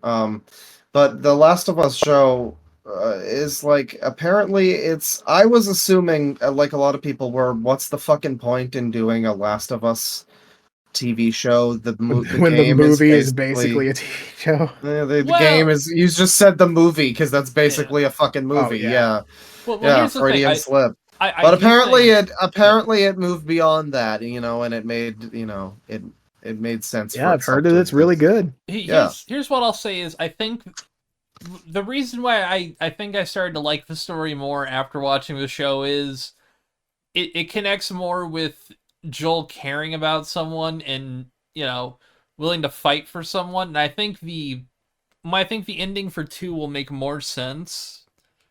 Because he wasn't constantly killing, he wasn't constantly in these gameplay engagement fights. Yeah. So I think that the ending of 2 that people are more controversial on will make more There sense isn't because there isn't going to be any stupid fucking ludonarrative dissonance that's like, because Joel, this mass fucking murderer. Yeah. Joel maybe know. killed like 40 people in the show tops compared to like 700 in the fucking Just game. 40? Oh dang. Yeah. I mean, compared to the game, that's really fucking low. Didn't he like doom the whole fucking planet in the game or something? Well- Like there was gonna be a cure and Okay, well, hold on here. Folks, skip Yeah, ahead spoilers. like 3 minutes real quick if you don't want to hear any plot stuff for The Last If of you're Us still HBO or Still the fucking games. listening. We're 3:10 in. Yeah, well, Jesus Christ. we're almost done. We're nearly done this. Yeah. But essentially, they were going to extract what was connected to her brainstem. Therefore, they'd have No, to I kill know her. it was gonna happen. Yeah. Well, I'm saying for them, but Oh, yeah. it's essentially the odds of it actually being successful, according to a lot of doctors, were slim to none. It's just they were kind of pulling out their last kind of bullshit asshole thing. Yeah. So Yeah, and apparently, the TV show expands on characters that aren't really used in the game. yeah, some interesting things with them, so and it's only improves minimally a lot of woke, story stuff. apparently. Yeah, but it made one of them gay, so it's woke, and Yeah. therefore the worst thing ever. Well, Well- funny enough, he was gay already. Speaking Yeah. of woke, the Super Mario Brothers movie. Ah, Yeah, yes. this one will the most probably woke win. movie because Peach wears a pant. Yeah, I have not seen the Super Mario Brothers movie yet myself. I've seen like half of it on Twitter, Wow, and then I I- had to go home, so I Yeah. stopped. No, my experience is even better. I Yeah. saw half of it while making dinner and then eating dinner. And then I just did not give a shit enough to watch the other half. Ooh, that's always fun. Because it was so. I mean, it's just every shit. It's exactly what you think it is. It's exactly what you think it is, and not a. Yeah, it's not a- Mario. I mean, Yeah. the first like 5 minutes are kind of interesting when they're on Earth, and they have one scene I like where Mario and Luigi have to get home, and they're doing like a platforming thing through the city, and then the whole fucking rest of the movie is just like an Illumination movie. It's a Minions movie. It's just trash, and yeah, a lot of people fun. really like. A lot of people really like it. They're making a fucking Zelda movie now. It is I really aren't hope this- making They this, aren't making but, it, I yeah. know, but Nintendo is making it, and they're gonna make it exactly the way they made this. They're gonna make it a little factory Oh. movie Well, that's they're got no doing a soul. live action. Honestly, I could see it being kind of like bootleg Lord of the Rings, kind of. Maybe. I don't think Were they'll they- let it get that way. Well, not like, to the extent of the Peter Jackson Lord of the Rings movies, but maybe closer to in tone to like the animated ones. Yeah, maybe. I could see it maybe happening. The Mario movie though is fucking awful. I hope it doesn't win. I hope the Last of Us movie beats it, or show. Sure. But the Twisted Well, Metal show is also this apparently pretty this good. is the show that should be it. Twisted Metal. You gonna vote? My Stone Cold lock of the century is Twisted Metal here. It should win. It won't. I know it won't, but it should win. I'm skipping. Castlevania Nocturne is kind of lame from what I saw of it. I mean, I only watched like 3 episodes, but I have not watched more of it since then, and I kind of don't plan to. So yeah. Yeah. Most anticipated game. My Final Fantasy. Yeah. Final Fantasy VII Part 2, Hades 2, Like a Dragon Infinite Wealth, Star Wars Outlaws, which I forgot was being developed. What even is that? It's the Ubisoft game. Yeah, it's Ubisoft open world Star Wars. Awesome. And then we have Tekken 8. I'm voting for Yakuza 8, Like a Dragon Infinite that was my Wealth. personal vote. There's nothing. FF7 and Young Ye can't ruin 8. this for me. FF7 and Lad 8 come out like the same fucking week, along with Persona 3 and Tekken. Oh god, yeah, back in fucking February. And Suicide Squad and like 2 other things too. Yep. Which at least that comes out at like the beginning of February. Like that's gonna be fucking hell. I'll go with Like a Dragon. Yeah. Here's the thing. For me, it was either this or Star Wars Outlaws. Very heavily swayed in favor of Yakuza, but I see potential in Outlaws. It could be good. I mean, the issue is it's probably not going to be, but it could be. It's made by the developers behind The Division. It's gonna be a first-person shooter, I think. Okay. So it's a Far Cry game in space. Kinda. You know what? That would be interesting if they had like multiple planets. More than just one planet. Yeah. Make the hub worlds kind of small. Don't have them be like the size of Far Cry. I mean, if they make it like Blood Dragon, maybe. That would be sick. They're not going to, but that would be so sick. All right. Content Creator of the Year, which is a miserable category. There is there's actually 2, but I like. You telling me you're not a Spreen head?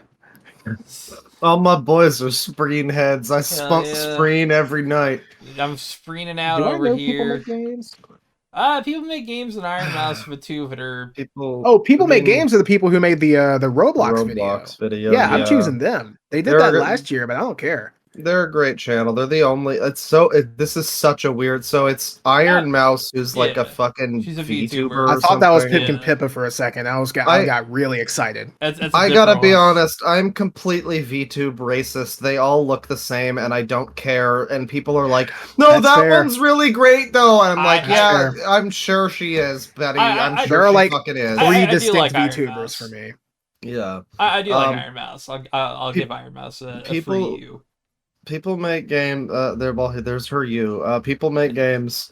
Is an actual legitimate channel, and I don't know why they're next to one of the Dream People. Not just one of the Dream People, but Quackity, who used to make like Discord rating videos or whatever. He's the QSMP guy, because that's what Q stands for, right? Yeah, I think so. Yes. Yeah. Not that other Q that's shit. Yeah, the other one. The other Q, we got QAnon Minecraft. We got Screen and Cypher PK, and I've never heard of either of these fucking people. Yeah, and that's pretty much where we need to stop after that. I mean, I gotta say, I'm a Screen head. I'm a Screen. I want to keep going because how many are there left? Oh, there's like 5, and they all look great. They all look great. I want to make fun of them. Yeah. So esports, we got Counter-Strike 2. Okay. Dota. I can't vote for any of these. League of Legends. PUBG Mobile. Specifically, PUBG Mobile. Yeah, they're 2 different games. Yeah. Actually, yes. Base PUBG fucking sucks. PUBG Mobile's the only good version. I haven't played any of these, although Counter-Strike 2 is basically just CSGO, but better graphics. Yeah. Yeah. It's the only ethical vote, but if I'm being honest here, I don't want to vote for any of these fucking things. Yeah, I'm skipping.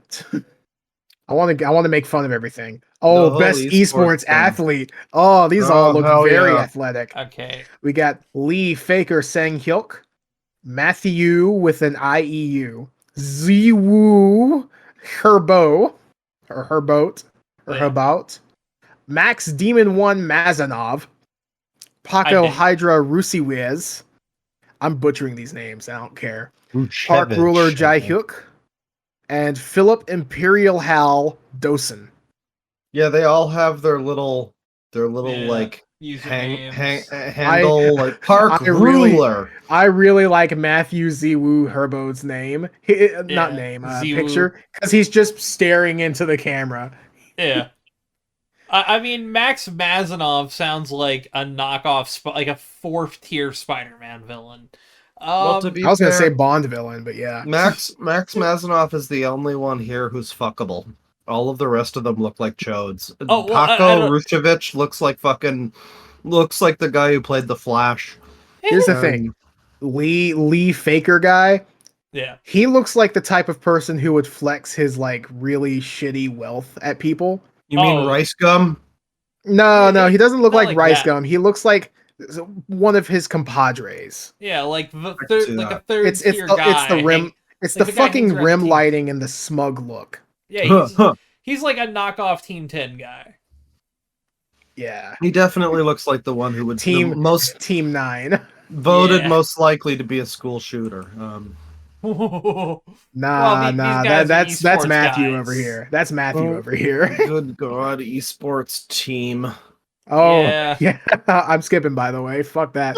I'm giving Max a vote. Max earned a vote. You know what? Yeah, we're Max heads in this house. I'm gonna vote Mazanov, for him. hell yeah. We're Max heads. So we have Evil Geniuses. Yeah. Fnatic. Raymond Gladiators. JD Gaming. And Team Vitality. I mean, get your nerd emojis in chat, people. We gotta go for like the what's the worst one here out of all these? I don't fucking know. I want to go with You're asking us like we know. I'm going with the gay gladiators. I mean, like worst name. Yeah, Gaiman Gladiators. I'm not voting for any of these. It's spelled like Neil Gaiman. It's weird. Yeah, it's like Neil Gaiman, but you replace like the second A with an I.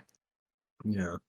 And then we got an esports coach. Oh hell what the yeah! Fuck. I'm sorry. I love Remy XTQTZZZ Quonium. That's his full legal name. Not really. That part's not. But he is dressed. No. He is dressed in what looks like athletic gear. He looks like he thinks he's a real athlete. It's so charming. So is Gunbo over here. Yeah. But then we have a Danny Zionic Sorenstein who looks like an actual coach. Gunbo kind of looks like if Skinny Wubby was a thing. He looks like Hbomberguy. Hbomberguy, but with like a full beard. Yeah, a little bit. And like a Hbomberguy and Wubby just had a ball baby together. It's just his ball cap and like headphones, but it looks like he's got one of those beer hats on too. Holy so that's shit. cool. You're right. I don't. I'm going for Quonium. I'm gonna clone him. You know what? Yeah, Quonium looks like, Moby's weird child. I respect it. We've got like 5 fucking esports in a row. Best esports event, guys. Which one? Or do you? Actually, I'm gonna vote for Evo because Evo was pretty fun this year. And that's it.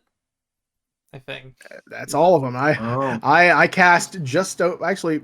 I cast 29 out of 31. I didn't vote 17 for I cast 16. I cast basically half of the votes. Damn. I just won more than you. I thought I played a lot of stuff this year. Technically, I guess... I clicked keep going and I got a 404. Huh. I guess there is something for voting in all of them, so I guess I'll vote Counter-Strike 2 in esports. And then VR, I'll just click one of these. I don't give a fuck. So yeah, it's all Game Awards. Yeah. Yeah, Baldur's Gate, Alan Wake sweep. Yeah, Hell Baldur's yeah. Gate's definitely gonna sweep. Like no doubt about it. I don't know, Baldur's Gate. I mean, Alan Wake will have some. Baldur's Wake will have some competition a little bit. Baldur's Wake. Yeah, I hope Pizza Tower wins best debut indie game. It's probably going to because everything else here I basically haven't heard of. I mean, Except Pizza Viewfinder. Tower is like a huge meme. Yeah, It's been a huge game. You know, people have been talking about it a lot. The rest of them, Viewfinder's been, you know, it's I've a heard good pretty things about interesting Viewfinder. game. Yeah, but I don't know. Pizza Tower is pretty solid. Shame that fucking Bomb Rush isn't there. It yeah, is. But, damn shame. But yeah, I mean, it's a year with tons of shit. They can't have everything. I feel I like guess there was not. still like a little bit of a weird distribution of stuff, like Lies of P being an RPG and stuff. But then last year, I think they had fucking Sifu under fighting games. So what Yeah, can you that do? was strange. Yeah. I don't know. It'll be interesting to see. I'm looking forward to it. Okay. Yeah. Best of luck to everyone we voted for, and fuck you, everyone we didn't. Yeah, eat shit and die. I will personally find you and flick your nose really hard. It'll hurt. I'm Yeah. gonna bully you. Yeah, I'll Yeah. laugh Not at like you. not like super I'll hard. laugh at you from a comfortable distance, and I'll Yeah. hold my belly and point, and I'll go. Yeah. Ha, ha, ha, ha, ha, ha. Yeah, and we then won't I'll say leave. we won't I'll say leave you to your anything privacy. too rude. Yeah, we just want to laugh a little, and then We'll move find you in a along. That's public fine. place. We won't mess around with your house. We'll just You're not gonna do any sniper wolf shit. yeah, we'll find out what city you live in, and then go to your Twitter and find out what stores you frequent, and that's it. We're just gonna wait in that store for like 3 hours every day, and then if we see you, we'll stand at a comfortable distance, hold our belly, point at you, and go ha. And we'll be holding guns while we do it, also, and jerking off. Nah. I will Maybe. be I will be sending anthrax to you though. That's you're not gonna okay. avoid that. Yes. And I sent a bunch of gore to your FedEx. Oh, that's no. okay. Into your PO Like actual box. physical gore. Yeah. Yeah. There's my hand is gonna be in a box directly to you. That's where it went. Oh, if I get Kept coffee it on ice all these years. Have someone else cut the other one off. This will pay off later. Oh yeah, no. Trust me. This We've will make been sense going at the end. too I think. long. We've been going on a while. I think we're getting Yeah. delirious. Do we have anything else to bring up? I'm Um, getting delirious. I- Let me check my bookmarks just in case. Let me pull up Patreon again. That's abs. That's a Christmas GIF. We do have the same 3 people. Young We've Ye. got, for our Patreon. I got that ready. Go ahead. We got Alan Sampson, Kate, Based and Harry Alan Alden. Sampson. Hell yeah, based all of them. And Who's the then next one? We got Kate. Kate. Kate? Based. Hell yeah. And then we have Harry Aldrich Jr. Harry. We are Harry heads in this house. We're big hairy stands. Hell yeah. I'm gonna name my firstborn son Harry. We're gonna hold you to that. You know that, right? Yep. Well, it's gonna be Harry, but with an I, so he's just hopefully a very hirsute child. Is his middle name gonna be Balls? BAA. It's gonna be Johnson, actually. Dick and Cool. Harry's. Harry Johnson. So you use our code at our Yes. code at cushydreams.com. That's loud25 LOUD25. Be sure Get to 20 check out our merch. They have 25% Oh, off. Get yourself let me into finish what people will get for the code. You get 25% off your weed. You get entered into a fucking thing that gets you a chance, and you only have like a week left, maybe, or less, maybe. It depends how quickly you get into this. How much product will they win if they get it? It's like $150 worth or something, Oh my okay? God. Oh my Whoa. god! Bro got a winning. Bro got a sweepstakes. Bro, gonna get some Uh, pushy dream. Bro You should got also- a discount. Fuck, you should also check out our merch store. Our merch store, we have hoodies and stuff. I know Someone's Milk ordered. Steak bought a hoodie recently, so shout outs to Milk Show us how that shit looks, Yeah. so we can improve our designs if need be. Yeah, I Also, I need think, to get myself some actual merch at some point too, because frankly, as we've been saying, and it's not a word of a lie, The loud equals funny logo is just such a fucking good logo. You can just wear it. I mean, it's fantastic. I would wear that and just go out in that. It's great. It fits. Yeah, like you can wear it. Nobody will know that it's, you know, a shitty podcast that like, people listen to. It'll just be a funny little logo with a funny little phrase on a funny little shirt. And it looks sort of similar. It looks kind of similar to a thing you might have seen at some point in the 90s. Yeah. Similar, definitely but not derivative. The same. Legally distinct, which is the best kind. Yeah. But buy some merch. I think soon I'll make a Christmas version of the logo and put it. Well, give it to Bane to put it up because Teespring sucks. Teespring really fucking sucks. Yeah, make it all festive. Give it a little Christmas hat. You know. I will give it a Christmas hat. That sounds fun. Well, thank you everybody for listening. We're at just about 4 hours or 3.5 hours here. Thank you so much for dealing with our bullshit. Yes, and our delirious shit. Thank you for listening to all of the nonsense shit. And penis, everybody, penis. Yes, I got to say, penis. Big penis. Yes, penis. All right.